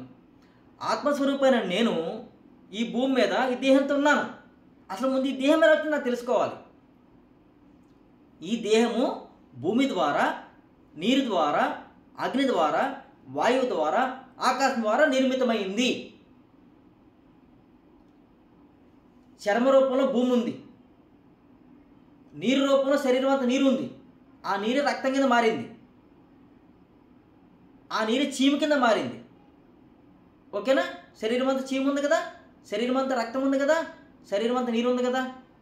ఓకేనా, ఈ శరీరంలో ఇంకా అగ్ని ఉంది, శరీరం అంతా మనం వేడి ఉత్పన్నంగా ఉందా, మన శరీరం వేడిగా ఉంది కదా. వేడిగా ఉన్నదంటే శరీరంలో అగ్ని ఉంది, అగ్ని ఉంటేనే వేడిగా ఉంది. అగ్ని చల్లారిపోతే వేడి చల్లారిపోతుంది, వేడి చల్లారిపోతే శరీరం పడిపోతుంది, చనిపోతుంది, శవం అయిపోయింది. వేడి ఉంటేనే జీవం, శివం. వేడిపోతే శవం, పడిపోయింది, శరీరం చల్లబడిపోయింది. శవం దగ్గర పట్టుకుంటే ఎలా ఉంటుంది, చల్లగా ఉంటుంది కదా, వేడి లేదు అక్కడ. ఇప్పుడు మళ్ళీ పట్టుకుంటే వేడి ఉంది కదా, అంటే మనం జీవించున్నాం. ఓకే. అగ్ని, వాయువు, ఊపిరి తీసుకుంటున్నాము, ఊపిరి వదులుతాము ఊపిరితిత్తుల ద్వారా. ఈ శరీరం అంతా గాలి నడుస్తూ ఉంది, లోపలికి వెళ్ళటం బయటికి రావడం, లోపలికి వెళ్ళటం బయటికి రావడం. ఓకే. వాయువు అయిపోయింది కదా. ఆకాశం బ్రెయిన్ రూపంలో ఉంది. భగవంతుడు ఇక్కడ ఉంటాడు మనకి, బ్రెయిన్ రూపంలో బ్రెయిన్లో ఉన్నాడు. ఓకే. ఇక్కడికి ఇలా గుర్తెట్టుకోండి. ఇప్పుడు భూమి ఎక్కడుంది మన శరీరం అంటే మూలాధారము, ముడ్డి వెనకాల ఉంటుంది, ముడ్డి దగ్గర ఉంటుంది మూలాధారం. మూలాధార చక్రం అంటారు. స్వాదిష్టాన చక్రము పొత్తి కడుపు, మర్మావయవాల పైన బొడ్డు కింద స్వాదిష్టాన చక్రం అంటారు. ఓకే. ఇక్కడ నీరు ఉంటుంది, యూరిన్ బ్లాడర్ ఉంటుంది మనకి ఇక్కడ, నీటి సంచి, మూత్ర సంచి. తర్వాత బొడ్డు, పొట్ట, అగ్ని, మణిపుర చక్రం అంటారు. తిన్న ఆహారం అంతా కూడా జీర్ణం చేస్తుంది ఇది. మణిపుర చక్రము తిన్న ఆహారం అంతా జీర్ణం చేస్తుంది. పొట్ట వేడి ఉంటుంది ఇక్కడ. వాయువు, ఊపిరితిత్తులు, గుండె. ఊపిరి తీసుకుంటాము, ఊపిరి వదులుతూ చేసే పని ఊపిరితిత్తులు. వాయువు ఇక్కడ నడుస్తుంది. ఆలోచన చేస్తుంది ఆకాశము, అవకాశం ఇస్తుంది. ఆకాశము అవకాశం ఇస్తుంది, ఆలోచన చేస్తూ ఉంది. ఇక్కడికి అర్థమైందా? చెప్పండి ఎవరొకళ్ళు. అర్థం కాలేదా? అంటే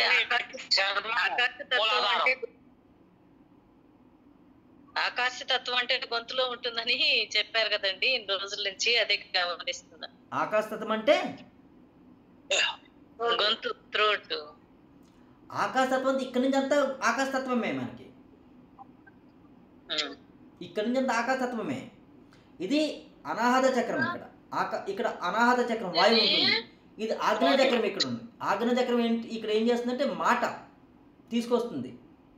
ఇది ఆగ్నేయ చక్రం అనేది పంచభూతాల్లో మనం తీసుకోము.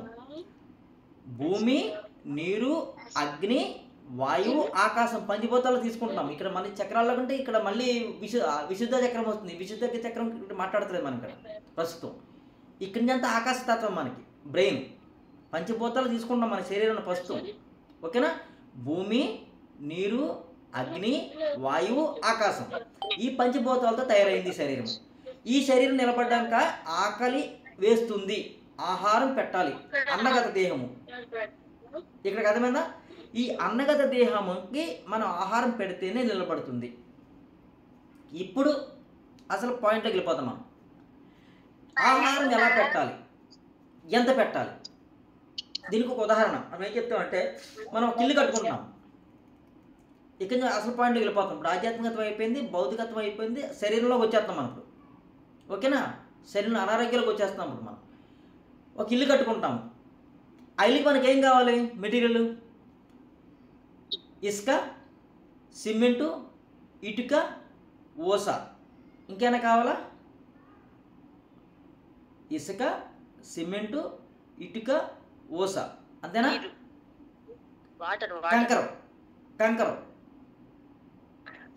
వాటర్ కామనే, కంకరం. ఈ ఫిజికల్కి అయితే కావాలి మనకి. ఓకేనా? ఇప్పుడు ఒక తాపి మేస్త్రి వచ్చాడు, మనకు ఒక వాస్తు సిద్ధాంత్ గారు వాస్తు ఇచ్చాడు. ఈ రూమ్లో ఇంత ఉండాలి, ఈ రూమ్లో ఇంత ఉండాలి, ఇంత వెడల్పు పొడుగుల్లో ఉండాలని పెట్టేశాడు. ఓకే. ఇప్పుడు తాపి మేస్త్రి గోడలు కడుతున్నాడు.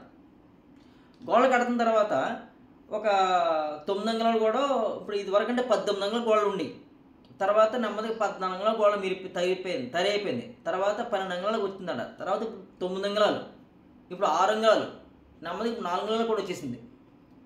ఓకేనా? మధ్య గోడలకు 4 అంగుళాలు పెట్టేస్తున్నామా? సో ఎన్నైతే అన్ని, ఏదైతే అది, ఇంత వైశాల్యం. ఇది 10x10 రూము అనుకుందాం. కొంచెం ఈ 10x10 రూమ్లో వాస్తు పెట్టారు మనకి సిద్ధాంత్ గారు. అంటే ప్లాస్టింగ్తో సహా 10 రూమ్ రావాలి నాకు ఇక్కడ. ఇప్పుడు ఫస్ట్ ఏం చేశారు, గోడ కట్టారు. ఆ గోడకి సిమెంట్ ప్లాస్టింగ్ చేశారు. ఆ ప్లాస్టింగ్ చేసిన తర్వాత రూమ్ తయారైపోయింది. దానికి మంచి వాల్ పుట్టి పెట్టాము, మంచి పెయింట్ వేసాము. ఓకేనా, వాల్ పుట్టి పెట్టాము, మంచి పెయింట్ వేసాము. ఇల్లు రెడీ అయిపోయింది. గృహప్రవేశం చేసాము. గృహప్రవేశం చేసిన తర్వాత మరలా మనం సిమెంట్ మెత్తుతామా? చెప్పండి, ఎవరో ఒకరు చెప్పండి. గృహప్రవేశం చేసిన సిమెంట్ మెత్తము. ఈ పెయింట్ వాడి యొక్క ఏషియన్ పెయింట్ వేసాను నేను. ఆ ఏషియన్ పెయింట్ ఒక 10 ఏళ్ళు వారంటీ ఇచ్చాడు నాకు, ఇలా నీట్గా ఉంటాయి. 10 ఏళ్ళ తర్వాత మాసిపోయింది. అప్పుడు మళ్ళీ ఒక కోటికి పెయింట్ వేస్తాను నేను, అంతేనా? అంతే, రైట్. అంతే, సిమెంట్ మెత్తను కదా. అదేవిధంగా నాకు ఒక బిడ్డ పుట్టాడు. ఆ బిడ్డ ఎదగాలంటే నేను ఇంటిని ఇప్పుడు మనిషికి పెట్టేస్తాను చూడండి. ఆ బిడ్డని నేను ఎదిగించాలంటే టయానికి చక్కగా ఇంత పాలిస్తూ, చిన్నప్పుడు అనమాట ఇంత పాలిస్తూ, ఆ పాలు తాగే తత్వం నుంచి పైకి వెళ్ళిన తర్వాత కొద్దిగా ఆహారం పెడుతూ, ఆ ఆహారము ఫస్ట్ పిసికి పెట్టివ్వండి అనమాట. బాగా గుజ్జు చేసి పెట్టివ్వండి అనమాట. ఎంత తినాలో తెలియదు ఆ పిల్లకి, ఆ బేబీకి, పిల్ల అనకూడదు, ఆ బేబీకి ఎంత తినాలో తెలియదు. నాకు తెలుసు ఎంత పెట్టాలో అంత పెడుతూ, ఆ బేబీ ఇంకా బాగా ఇలా ఎదగడానికి ఏదైతే కావాలో పౌష్టికాహారం ఇంకా పెడుతూ నేను ఇలా ఎదిగిస్తున్నాను బేబీని. బాగా అర్థం చేసుకుని ఇలా ఎదిగిస్తున్నాను. బాగా మంచి పౌష్టికాహారము 3 పూట్ల లేదా 4 పూట్ల పెడుతూ ఇలా ఎదిగిస్తున్నాను. అంటే ఎంత ఒట్టిడి ఎంత టైప్లో అలా ఎదిగిస్తున్నాను నేను. పెద్ద ఎదిగించాను. ఒక 25 ఏళ్ళు ఎదిగించాను. ఓకేనా? ఇప్పుడు నా బిడ్డ 25 ఏళ్ళు బిడ్డ అయ్యాడు. ఇంత ఎత్తు ఎదిగాడు, ఇంత బలంగా ఉన్నాడు. ఇప్పుడు రెడీ అయిపోయాడు. తనకు మంచి శక్తి ఉంది, దారుఢ్యం ఉంది, మంచి బలంగా పుష్టిగా ఉన్నాడు. ఓకేనా? ఇప్పుడు నేను వివాహం చేశాను. వివాహం చేసిన తర్వాత తనకు భార్య వచ్చింది. ఇప్పుడు నేను అనుకుందాం కొంచెం, నాకు భార్య వచ్చాడు, నా బిడ్డ నేను దేని కింద మారిపోయాను. నాకు ఆ భార్య వచ్చింది. నా భార్యతో పాటు నేను సుఖంగా అనిపించడానికి కష్టపడుతున్నాను. ఇప్పుడు నేను కష్టపడుతున్నాను కానీ ఇదివరకు చిన్నప్పుడు చదువుకున్నాను, బాల్యంలో ఆడుతూ పాడుతూ తిరిగాను కాబట్టి నాకు కష్టం గురించి తెలీదు. మా నాన్నగారు ఎంత పెడుతున్నారో తెలియదు, నాన్నగారికి తెలుసు, అమ్మగారికి తెలుసు, నాకు పెడుతున్నారు, తింటున్నాను. ఇప్పుడు నాకుగా నేను మొదలెట్టాను తిన్నాం. ఈ 25 ఏళ్ళ నుంచి నెమ్మది 30 ఏళ్ళకి ఎదిగానండి. తర్వాత నుంచి నాకు కొద్దిగా వయసు మీద పడుతుంది. 25 నుంచి 30 వచ్చాను. 25 ఏళ్ళతో సరిపోయింది కరెక్ట్గా నాకు. ఎవరన్నా కానీ ఎత్తు ఎదగడం ఎన్నాళ్ళాగిపోతే అండి తెలుసు మీకు?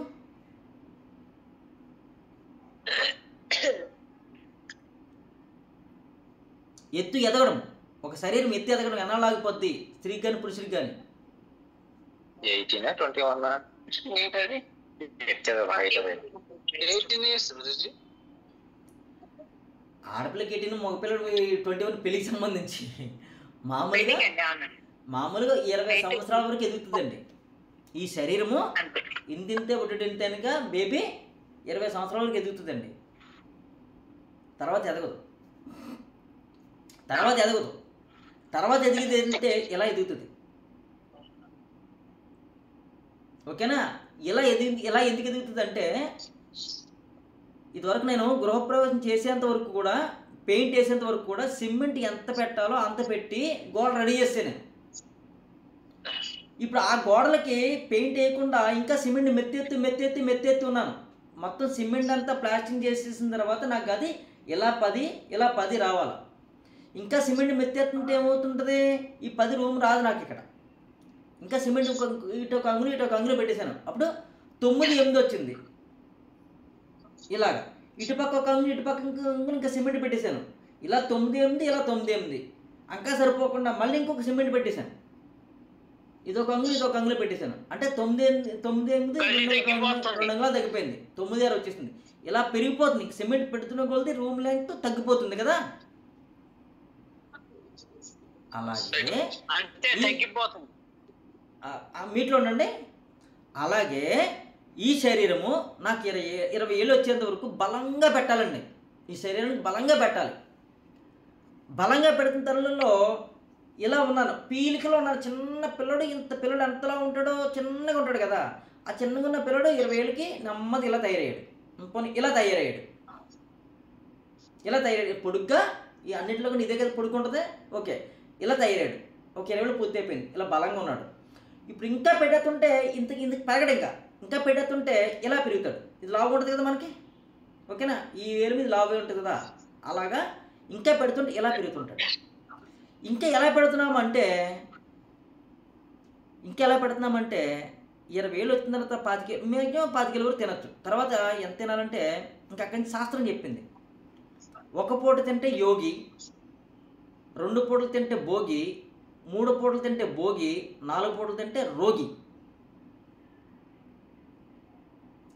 1 పూట తింటే యోగి, 2 పూటలు తింటే భోగి, 3 పూటలు తింటే రోగి, 4 పూట తింటే పరమ రోగి. అదేంటి గురూజీ తినదంటారు? నేను చెప్పట్లేదు, శాస్త్రం చెప్తుంది. ఆయుర్వేద శాస్త్రం చెప్తుంది. ఇక్కడి నుంచి మన శాస్త్రం నమ్మాల్సిందే. ఇప్పటివరకు మనం ఏదో నమ్మాము, ఇక్కడి నుంచి శాస్త్రం నమ్మాల్సిందే. 1 పూట తింటే యోగి, 2 పూటలు తింటే భోగి, 3 పూటలు తింటే రోగి, 4 పూటలు తింటే పరమ రోగి. ఎలాగా? ఉదయం లేస్తాం మనం, టీయో కాఫీయో పాలు తాగుతాం, మళ్ళీ బ్రేక్ఫాస్ట్ చేసేస్తాం. ఆఫీస్కో ఉద్యోగానికో లేదంటే వ్యాపార స్థలానికి వెళ్తాము. మధ్యలో ఎవరో ఒకరు కనబడతారు, ఫ్రెండ్ మంచి టీ అంటాడు, మళ్ళీ స్నాక్స్ అంటాడు. లేదంటే ఆఫీస్కి వచ్చాము, ఆఫీస్కి వచ్చిన తర్వాత ఒక బిస్కెట్లు టీ ఇస్తారు. లేదా వ్యాపార ప్రదేశానికి వెళ్తాము, ఎవరో కస్టమర్ వచ్చారు, ఆ కస్టమర్కి ఒక టీ ఇస్తాము, ఆ కస్టమర్కి ఒక స్వీట్ ఇస్తాము. మనకి కూడా మన యొక్క వర్కరు మనకి కూడా ఇస్తాడు 2 ప్లేట్లు, ఇది ఒక ప్లేట్ స్వీటు, ఇది ఒక ప్లేట్ స్వీటు, ఇది ఒక టీ, ఇది ఒకటి ఇస్తారు. అంటే కస్టమర్కి డైరెక్ట్ తినకుండా మనం కూడా తింటుంటాం అనమాట, ఆ కస్టమర్కి ఆనందంగా పరచడం కోసం. ఓకేనా? ఇది తింటున్నాము, తాగుతున్నాము. మళ్ళీ 12-1 గంట అయింది, మన భార్య భోజనం పెట్టింది. లేదంటే ఆఫీసులో కూడా కొంతమంది ఆఫీసులో సాఫ్ట్వేర్ సంబంధించి జాబ్ చేస్తున్న వాళ్ళకి ఆఫీసులో భోజనం కూడా పెడుతుంటారు. చక్కగా భోజనం చేస్తున్నాము. మళ్ళీ సాయంత్రం 3 గంటలకి టీ స్నాక్స్ వస్తాయి, మళ్ళీ తీసుకుంటాము. ఆఫీస్ పూర్తి అయిపోయింది 4 గంటలకి. యజమాని అయితే కనుక 9 గంటల వరకు ఉంటాడు. ఆడు వ్యాపారం అయితే 9 గంటలు 10 గంటల దాకా ఉంటాడు, వేరే విషయం. ఓకే, 3 గంటల టీ స్నాక్స్ అయిపోయినాయి కదా.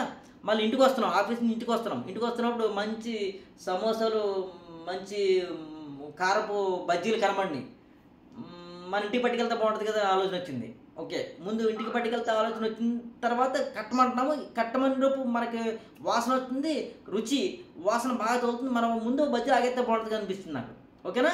5 అయింది, మంచి ఒక బజ్జీ లాగాను.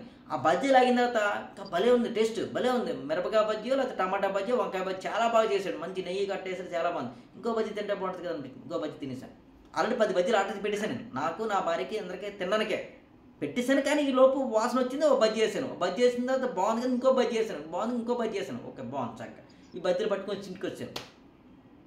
5 గంటలు తినేసాను. ఇంటికి వచ్చి 1 గంట అయింది, 6 అయింది. 6 రాగానే వేడివేడి బజ్జీలు ఉన్నాయి, తెచ్చాను. మా లక్ష్మి, నా భార్య పేరు లక్ష్మి బజ్జీలు తినాను. బజ్జీలు తినగానే ఆవిడ బజ్జీలు ఓపెన్ చేసి వెంటనే బా ఎక్కడ తెచ్చిన భలే ఉందండి అని. 10 బజ్జీలు ఉన్నాయి కదా, మా 2 పిల్లలము, నేను నా భార్య 4 ఉన్నాము.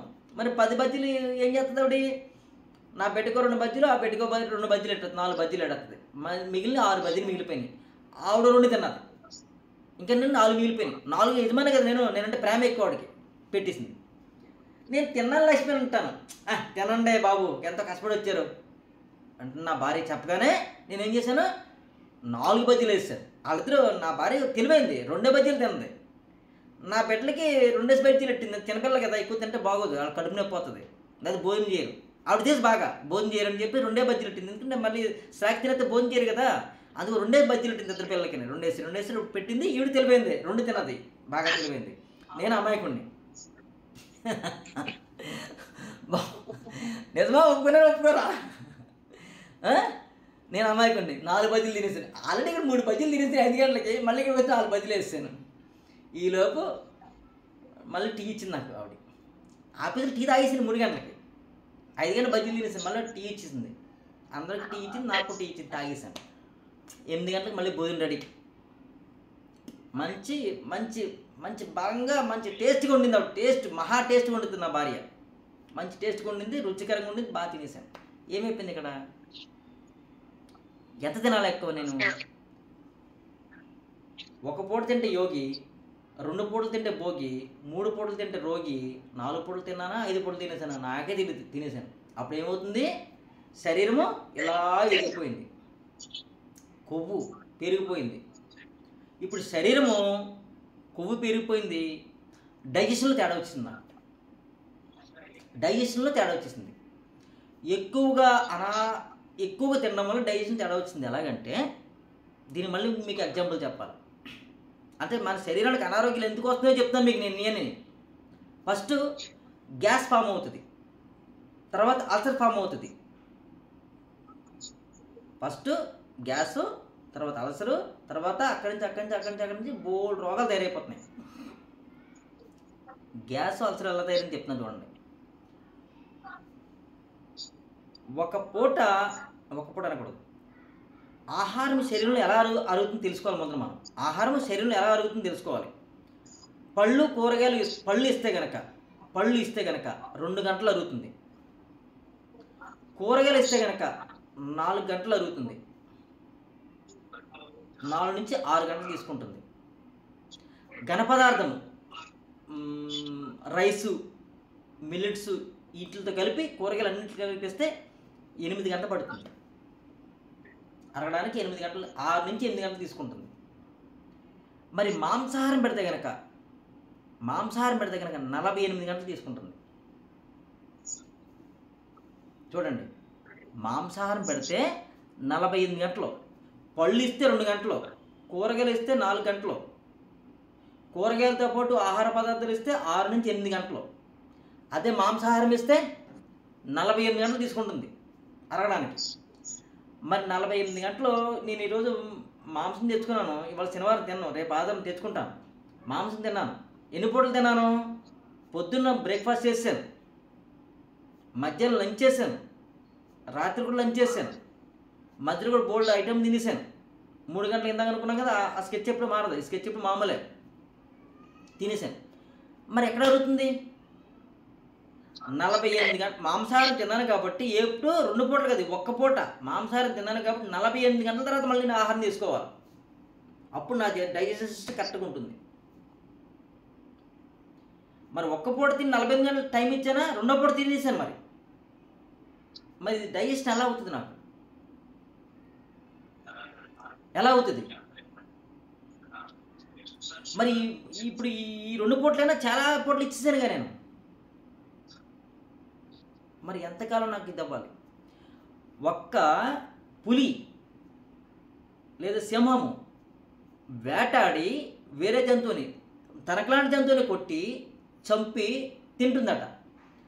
ఒక్క పులి కానీ సింహం కానీ ఆహారం తిన్న తర్వాత తనకి ఎంత కావాలో తిని మిగిలింది వదిలేస్తుందట.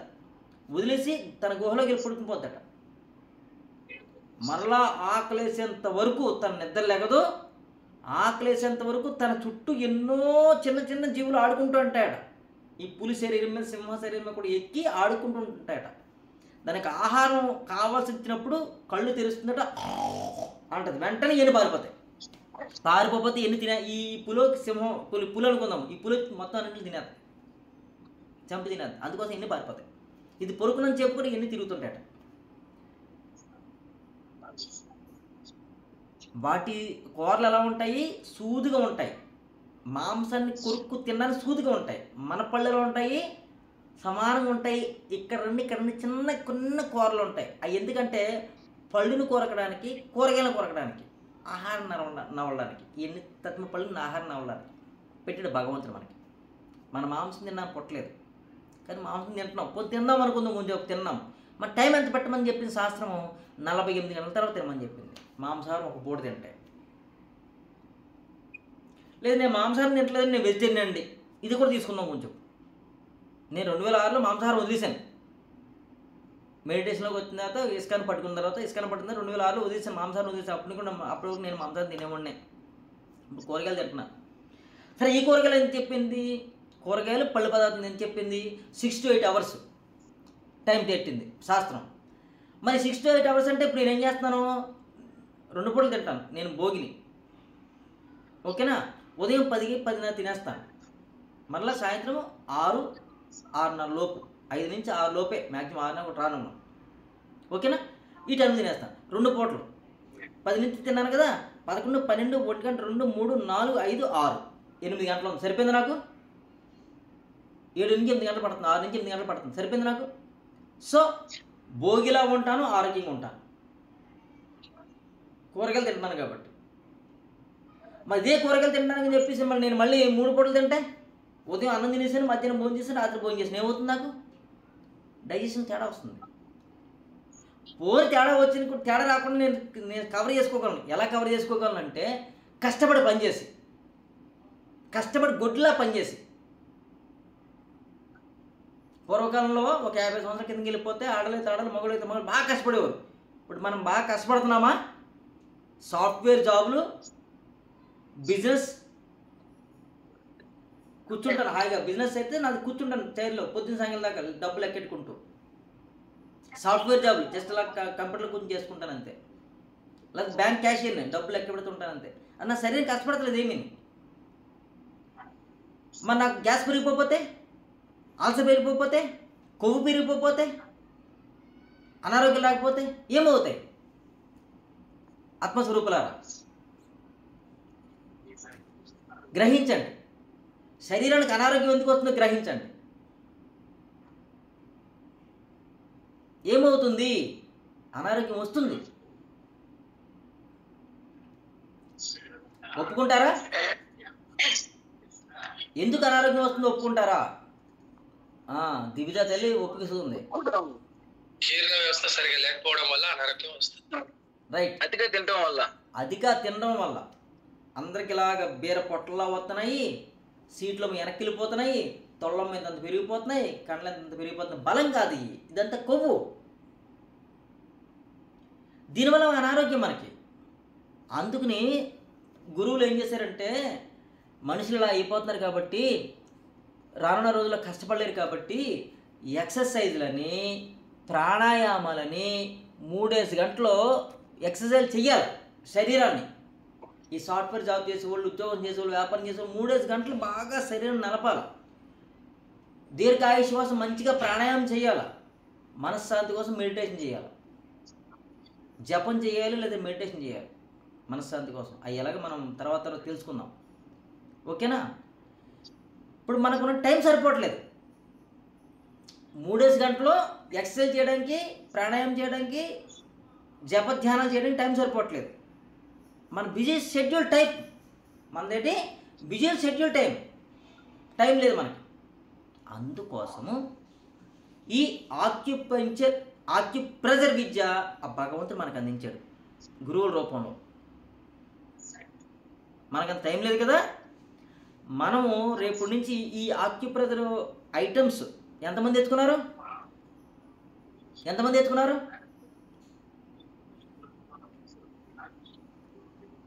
ఓకేనా. చాలామంది తెచ్చుకోలేదు, తర్వాత చూద్దాం అనుకున్నారు.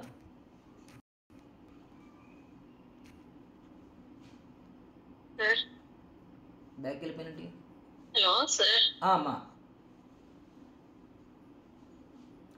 హలో, చెప్పండి అమ్మా, చెప్పండి. Hello sir. చెప్పండి అమ్మా, హలో, మాట్లాడండి అమ్మా.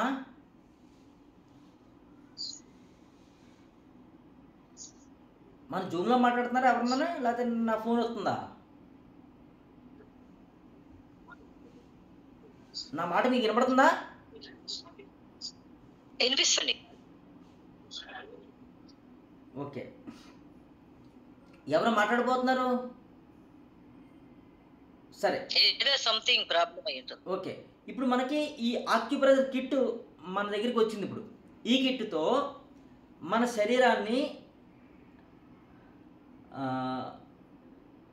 శక్తివంతం చేసుకోవడానికి ఎలా ఉపయోగించుకోవాలో ఎల్లుండి నుంచి చెప్తాను మీకు నేను, సోమవారం కానీ మంగళవారం కానీ చెప్తాను. ఈలోపు అందరికి వస్తుంది, కొంతమందికి ఇంకా రాలేదు, వస్తుంది. చాలామందికి వచ్చింది, ఇంకా చాలామందికి రావాలి. అది చాలామంది పెట్టుకోలేదు. ఈ ఆక్యుప్రెషర్ క్లాస్లో మనకి ఈ కిట్ చాలా అవసరం. ఈ కిట్ వల్ల మనము 3 గంటల పాటు ఎక్సర్సైజ్ చేస్తే ఏదైతే శక్తి రావాలో ఆ శక్తి అంతా కూడా మనము ఈ కిట్ ద్వారా తెచ్చుకుంటాం కొద్ది గొప్ప. తర్వాత శరీరాన్ని ఎలాగా మనము అనారోగ్యం తప్పించుకోవాలనేది మనం నేర్చుకుంటాం ప్రాక్టికల్స్ క్లాస్లో. ఓకేనా? 9 అవ్వబోతుంది. ఇప్పుడు మీరు ఎంతవరకు మీకు అర్థమైంది చెప్పండి ఒక్కొక్కళ్ళు. కల్పనమ్మా, నేను పిలుస్తాను, మీరు మాట్లాడండి ఒక్కొక్కళ్ళు. Just 2 minutes. కల్పనమ్మా, బి కల్పన.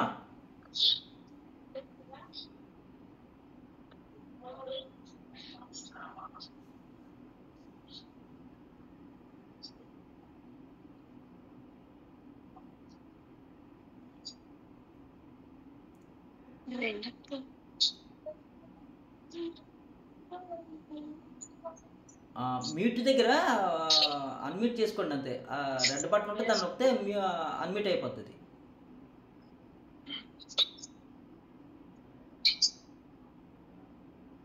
సరే, ఈలోపు చేసుకుని అమ్మ స్వప్నమ్మ, హారిక.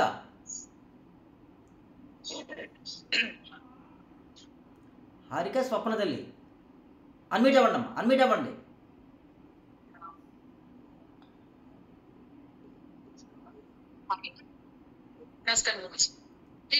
పోయింది అమ్మా, ఏం పోయింది? ఒకసారి ఒక నిమిషం ఏం చెప్పలేదు చెప్పండి.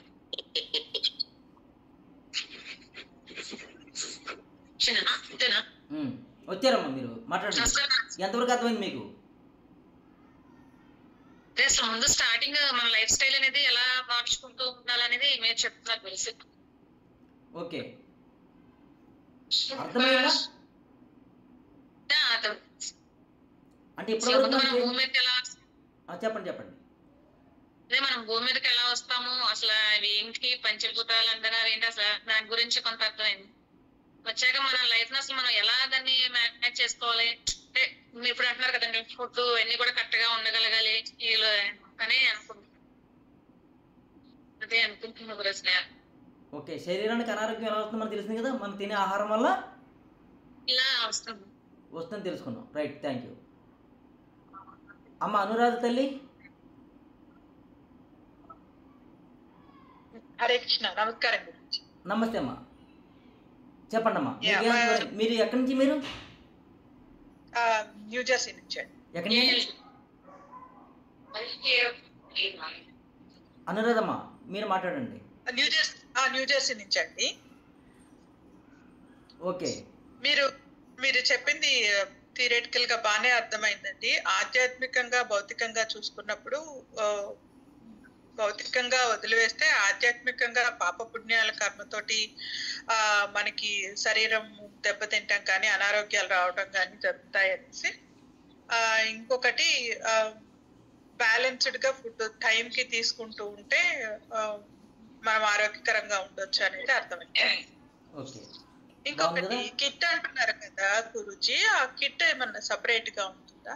మనకి కిట్ 1200 రూపాయలు ఉంటుందన్నమాట. నేను ఆక్యుప్రెషర్లో చాలా రకాల కిట్లు వస్తువులు ఉన్నాయి. నేను వైద్యం చేస్తూ ఏదైతే అవసరం ఉన్నదో అది నేను ఉపయోగించుకుంటున్నాను. అదే మనకి మిమ్మల్ని తీసుకోమని చెప్తున్నాను అన్నమాట. ఆ కిట్ అంతా కలిపి 1200 రూపాయలు ఉంటుంది. అది మనకి జీవితాంతం మన దగ్గర ఉండాలి. ఓకే గురూజీ, మీ దగ్గర అది ఏమన్నా లింక్ ఉంటే పెడతారా?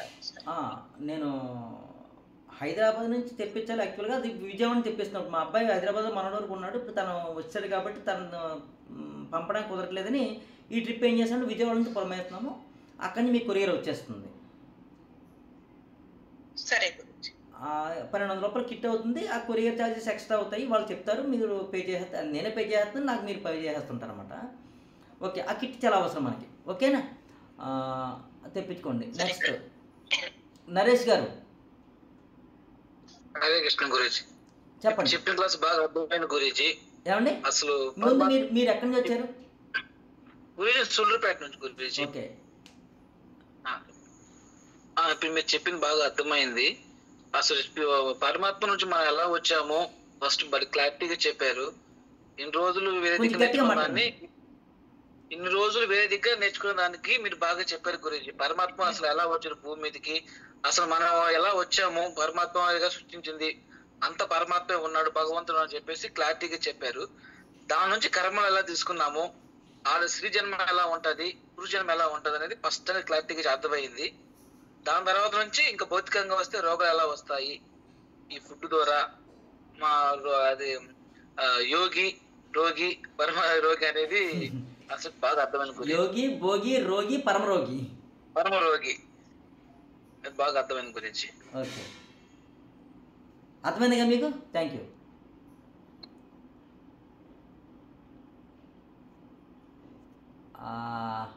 పార్వతి తల్లి.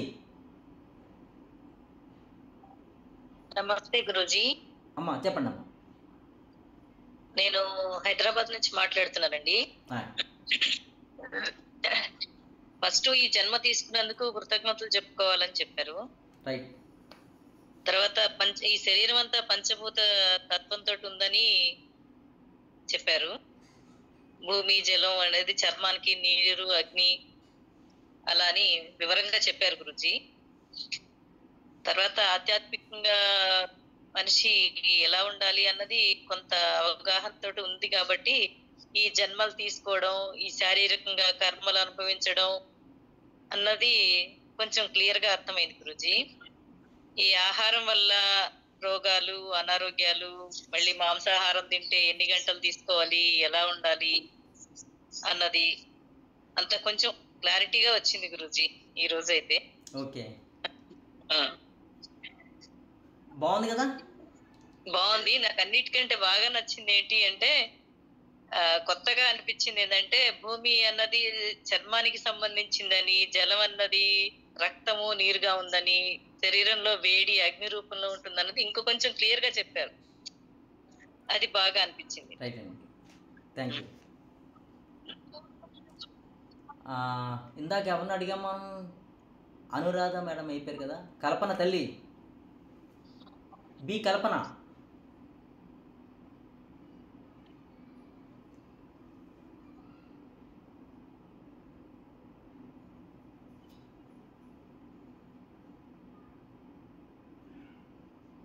అమ్మా. హలో హలో అమ్మా కల్పన చెప్పండి అమ్మా. నమస్తే గురూజీ. కొంచెం గట్టిగా మాట్లాడండి. ఎక్కడ నుంచి మాట్లాడుతున్నారు మీరు? కదిరి నుంచి గురూజీ. ఎక్కడ? Kadiri. Kadiri. Kadiri. Okay okay. Last మూమెంట్లో వచ్చారు మీరు. లాస్ట్ మూమెంట్లో వచ్చారు. మిడిల్ లో గురూజీ.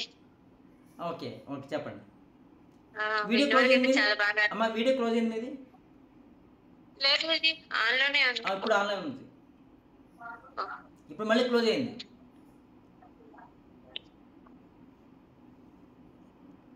ఓకే చెప్పండి.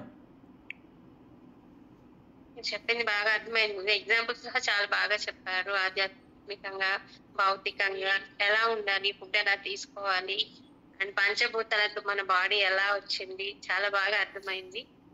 అండ్ మనం ఎలా ఉండాలి అనేది ఒక క్లారిటీ అయితే నాకు చక్కగా అనిపించింది. మీ ఎగ్జాంపుల్స్ నాకు చాలా బాగా నచ్చాయి. చాలా చక్కగా అందరికి అర్థమయ్యేలాగా ఎగ్జాంపుల్స్ చెప్పారు. ఓకే, రేపు నుంచి కూడా చక్కగా విద్య నేర్చుకోండి, ప్రాక్టీస్ చేద్దాం, అందరూ ఆరోగ్యంగా ఆనందంగా జీవిద్దాం. ఇంకా ఎవరన్నా? అమ్మ నాగలక్ష్మి గారు, ఇందాక మిమ్మల్ని ఎగ్జాంపుల్కి తీసేసుకున్నాను, ఏమనుకోవద్దు. ఎగ్జాంపుల్ తీసేసుకున్నాను. నేను హైదరాబాద్ అండి. హైదరాబాద్ మాది. ఓకే ఓకే గురువు గారు, ధ్యానం గురించి కానీ ఇంకా ముందుకు వెళ్ళాలి. ఇక మనం ఆ ధ్యానంలోనే ఇవన్నీ మనం ఏమేమి చెప్తున్నారో అవన్నీ మనం ఆ నిరాకార స్వరూపంలోకి నిదానంగా వెళ్ళాలనుకుంటా. ఇంకా నేను ఆత్మనని తెలుసుకోవటానికి. ఓకే, అంతే కదా. పంచభూతాలు అన్నప్పుడు మనకి ఇవన్నీ కూడా మన శరీరము, భూమి ఇవన్నీ ఉండటం మనం ప్రారంభ కర్మలే కదండి ఈ శరీరం రావటానికి కూడా కారణం. అవును. ఇప్పుడు ఆ చైతన్యము తెలుసుకోబట్టే మనం ఈ మాత్రం దూరం రావటం కానీ తెలుసుకోవటం కానీ కొంత అక్కడ తెలుసుకొని వచ్చాం, పరిపక్వత చెంది మళ్ళీ ఇప్పుడు వచ్చి తెలుసుకోవాలనుకుంటుందేమో ఆత్మ. ఆ పరమాత్మే కదా మనలో ఉంది. ఆయన అన్ని రకాలుగా అయ్యాడు కానీ ఒకటే కదా ఉన్నది పరమాత్మ. అవును, అందరిలో ఉన్నది అదే చైతన్యము. అవును. బాగుంది. ఇంకా ఎవరో చెప్పనక్కర్లేదు కానీ మన ఆహార నియమాలు సరిలేనప్పుడు, ఆ టైమింగ్స్ సరిలేనప్పుడు ఆలోచన కూడా సరిగా ఉండదండి. ఎందుకంటే ఆకలి ఉన్నప్పుడేమో తెలియకుండా తినేస్తాం. అవును, ఒక క్రమశిక్షణ అనేది ఉండాలి. అవును. అప్పుడే మనకి ధ్యానానికి కూర్చున్నప్పుడు కూడా ఆ టైమింగ్ ఉన్నప్పుడు, అందుకనే కదా మనకి సూర్యాస్తమయానికి సూర్యోదయానికి యోగా అని చేసుకోవటము, మెడిటేషన్ చేసుకోవటము, ఏదైనా ఎన్ని గురువు ద్వారా ఉంటేనే ఆ విద్య మనకు అబ్బుద్దండి. గురువు లేని విద్య గుడ్డి విద్య అంటారు కదా. మీకు ఈరోజు నేను వాగ్దానం చేస్తున్నాను, మీరు ఎంతవరకు విద్య బాగా నేర్చుకుంటారంటారో అంతవరకు మీకు నేర్పుతాను. ప్రతి క్లాస్కి మీరు రండి, మీకు చాలా డౌట్లు క్లియర్ అవుతూ ఉంటాయి. మీరు ప్రాక్టికల్గా చేస్తూ ఉంటే మీకు ఆనందంగా హాయిగా జీవిస్తుంటారు. ఎప్పటికీ నేను ఉంటాను. బాగా చెప్తున్నారు.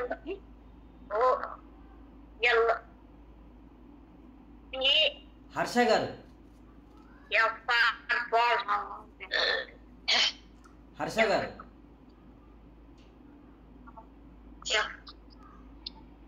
హలో, తత్మవులు అన్మ్యూట్లో ఉండండి దయచేసి. హర్ష గారు చెప్పండి. నమస్తే గురూజీ. నమస్తే అండి, చెప్పండి. చాలా బాగా నచ్చింది గురూజీ మీ క్లాస్ ఈరోజు. అదే పంచభూతాల గురించి వివరించారు అద్భుతంగా. మరి 20 ఏళ్ల వరకు బాగా తినొచ్చు, 20 ఏళ్ల తర్వాత ఒక పూటనే తినాలి అనేది నాకు ఈరోజు బాగా అర్థమైంది. ఒక పూట అంటే నేను చెప్పినాను, మీరు ఒక పూట వద్దు, ఒక పూట వద్దు. కొంత అందరిని అన్మ్యూట్లో పెడుతున్నాను. మీరు మాత్రం మీట్లో పెట్టిన మీరు మాత్రం అన్మ్యూట్ అవ్వండి. హర్ష గారు మీరు మాత్రం అన్మ్యూట్ అవ్వి మాట్లాడండి. గురూజీ చెప్పండి. ఒక్క పూట తినమని నేను చెప్పట్లా. మనం యోగత్వం ఒక్క పూటలో తినేది ఎప్పుడంటే యోగంతో ఉన్నప్పుడు.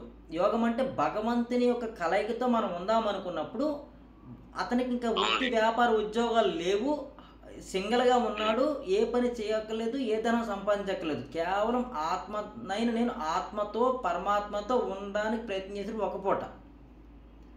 సో ఆ స్థితి మీకుంటే వెళ్ళనుకుంటే మంచిదే. కాదు మనం ఆ స్థితిలో లేం కాబట్టి మినిమం 2 పూటలు తింటూ భోగిలా జీవిద్దాం. 3 పూటలు కూడా తినచ్చు, కానీ ఎప్పుడంటే బాగా శరీరాన్ని కష్టం పెట్టినప్పుడు. మనం అంత పని ఉందా నాకు, నేను కలెక్షన్ తిరుగుతానండి బండి మీద, అది పని కాదు.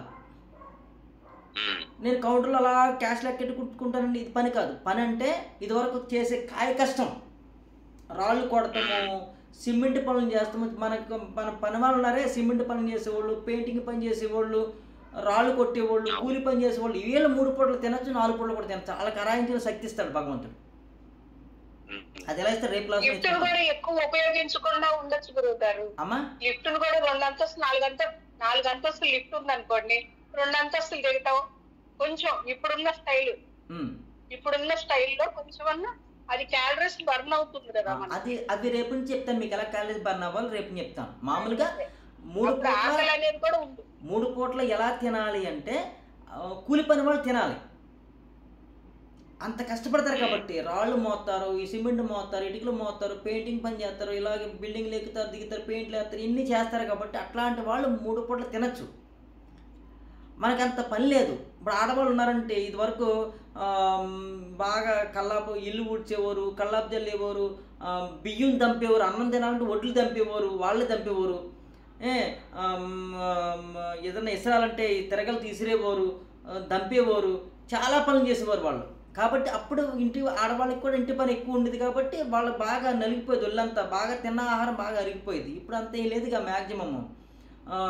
బాగా తుడతానికి మట్టిళ్ళు బాగా పడచాలి. ఇప్పుడు అన్నీ మనకి మార్బుళ్ళు, టైల్స్ గిల్లు కాబట్టి ఒక చీపులు అంటే వెళ్ళిపోతుంది. ఇప్పుడంటే వ్యాక్యూమ్ క్లీనర్స్ కూడా వచ్చేసి చాలైన్లలో, మిక్సీలు వచ్చేసినాయి, గ్రైండర్లు వచ్చేసినాయి, వాషింగ్ మిషన్లు వచ్చినాయి, బట్టలు కొట్టుకోవట్ల వాషింగ్ మిషన్ అన్నీ వచ్చేసినాయి ఇక మనకి. కాబట్టి అంత శ్రమ లేదు. మనం చేసే శ్రమ ఏంటంటే కూరగాయలు తెచ్చుకోవడము, అన్నం వండుకోవడము, కూర వండుకోవడము, తినడము, ఇంకా ఇదే సరిపోతుంది, ఇంకేమీ లేదు. జస్ట్ ఏదైనా క్లీన్ చేసుకోవడం, వస్తువులు ఏమైనా ఉంటే క్లీన్ చేసుకోవడం అందం కోసం. ఇదే పెద్ద శ్రమ కాదు. క్యాలరీస్ బర్న్ అవ్వట్లేదు. క్యాలరీస్ బర్న్ అయిన ముందర జీర్ణాశయం పనిచేయడానికి సరైన నలుపుడు లేదు దానికి, కాబట్టి మనకు అనారోగ్యం వస్తుంది. సో ఏదైనా కానీ మన యొక్క ఆక్యుప్రెషర్ కిట్ ద్వారా మనం చేసుకుంటాము. అనారోగ్యం వస్తే దాన్ని తగ్గించుకుంటాము. మర్మా థెరపీలో ఇంకా చాలా బాగా మీకు జీవాన్ని ఎలా పెంచుకోవడం నేర్పుతాను మీకు నేను. జీవశక్తి అంటే మనకు 100 ఏళ్ళ ఆయుష్ని ఎక్కువ పెంచుకోవచ్చు కూడా. అది ఎలా పెంచుకోవాలో మీకు తర్వాత చెప్తాను. ఓకే, ఇంకా రేపు ఎల్లుండి బోల్డ్ క్లాసులు ఉన్నాయి, చాలా నేర్చుకుందాము. 9 అయిపోయింది, మన సెషన్ క్లోజ్ చేద్దామా?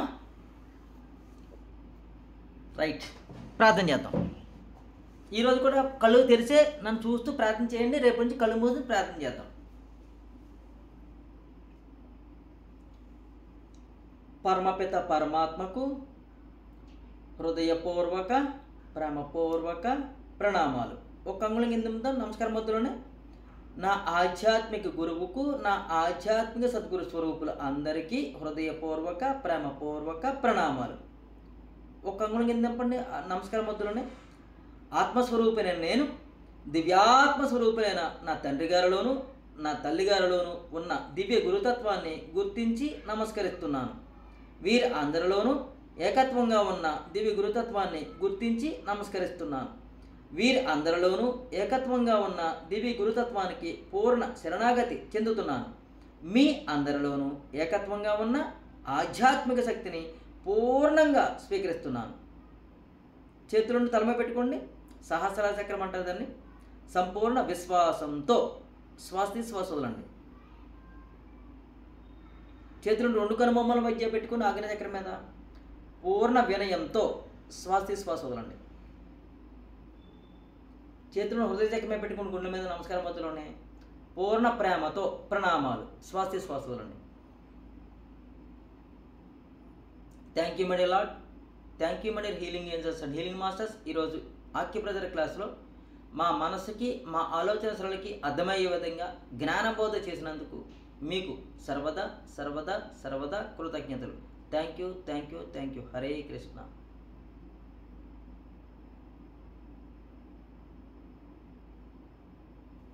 Thank you. హరే కృష్ణ తల్లి. రేపు నుంచి ఒక బుక్ పెన్ను తెచ్చుకోండి. తర్వాత మీకు పచ్చి బట్టలను చెప్పాను, వేపిన బట్టలు చెప్పాను, మెంతులు చెప్పాను, తర్వాత పుదీనా పువ్వు తెచ్చుకోమని చెప్పాను, నువ్వుల నూనె ఒక 1/2 కేజీ చెప్పాను. అది మీరు మార్వాడి షాప్లో కానీ పెద్ద పెద్ద కిరాణా కొట్లో కానీ దొరుకుతుందమ్మా. పుదీనా పువ్వు అంటే తెల్లగా వైట్గా ఉంటాయి, పటికి బెల్లం మొక్కల్లా ఉంటాయి, కానీ పటికి బెల్లం మొక్కలు కావు. పుదీనా పువ్వు అంటే ఇస్తారు, మార్వాడి షాప్లో దొరుకుతాయి మీకు. మసాలా షాపులు అమ్ముతారు కదా మార్వాడి షాపులు, అక్కడ దొరుకుతాయి మీకు. దాంతో మీకు ఒక మందు తయారు చేసి నేర్పుతాను మీకు నేను. ఆ మందుతో మీకు ఎలాంటి నొప్పులున్నా కానీ రేపు ఇవాళ రాత్రి రాసుకుంటే రేపు పొద్దున్న తగ్గిపోతాయి మీకు. అది కూడా అదే కదండి, 2 కలిపి ఉంటాయి. ఇంకా వాంపు పుదీనా పువ్వు అంటారు కదండి. అది వదిలేండి. ముందు 2 వేరమ్మా, వేరు. పింక్ కలర్ లో ఉంటుంది, వైట్ కలర్ టేస్టింగ్ సాల్ట్ లా ఉంటుంది గురించి, అదే కదండి. ఇందాక మన గ్రూప్ లో ఒకళ్ళు పెట్టారు, వాళ్ళు చూడండి, అది కొనుక్కు తెచ్చి పెట్టారమ్మా. గ్రూప్ లో పెట్టారు. అవును, నువ్వు చెప్పింది కరెక్టే. తెల్లగా ముక్కలు కింద ముక్కలు ఉంటాయమ్మా, తెల్లగా ఉంటాయి. అది నేను ఎలాగ తయారు చేయాలో చెప్తాను. గాజెస్ తెచ్చుకోండి, పెద్ద సైజ్ ఒకటి, చిన్న సైజ్ ఒకటి గాజెస్ తెచ్చుకోండి. అది ఎట్లాంటి నొప్పులు సరే మీకు తగ్గిస్తాయి. ఓకేనా? మోకాళ్ళ నొప్పులు, చాలా మోకాళ్ళ నొప్పులు ఉన్నాయి, నడు నొప్పి చాలా ఉంది, బుద్ధి నొప్పి చాలా ఉంది, మండి నొప్పి చాలా ఉంది. రేపు పొద్దున తగ్గిపోతాయి.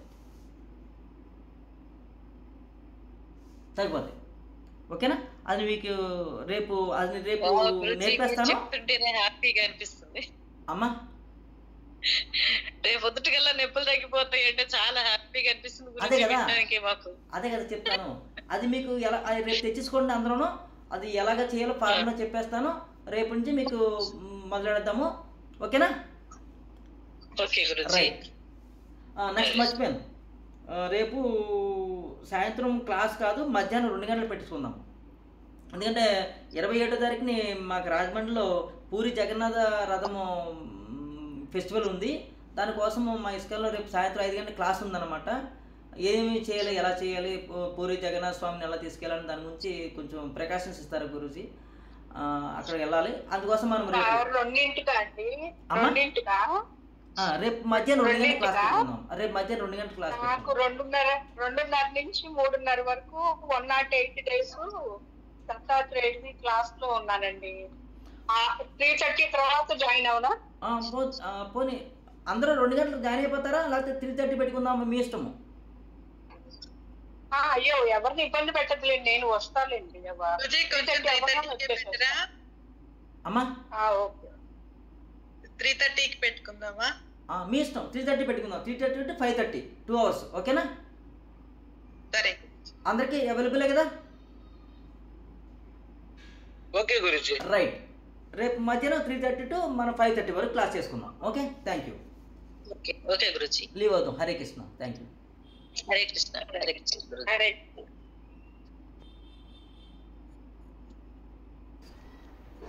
హరే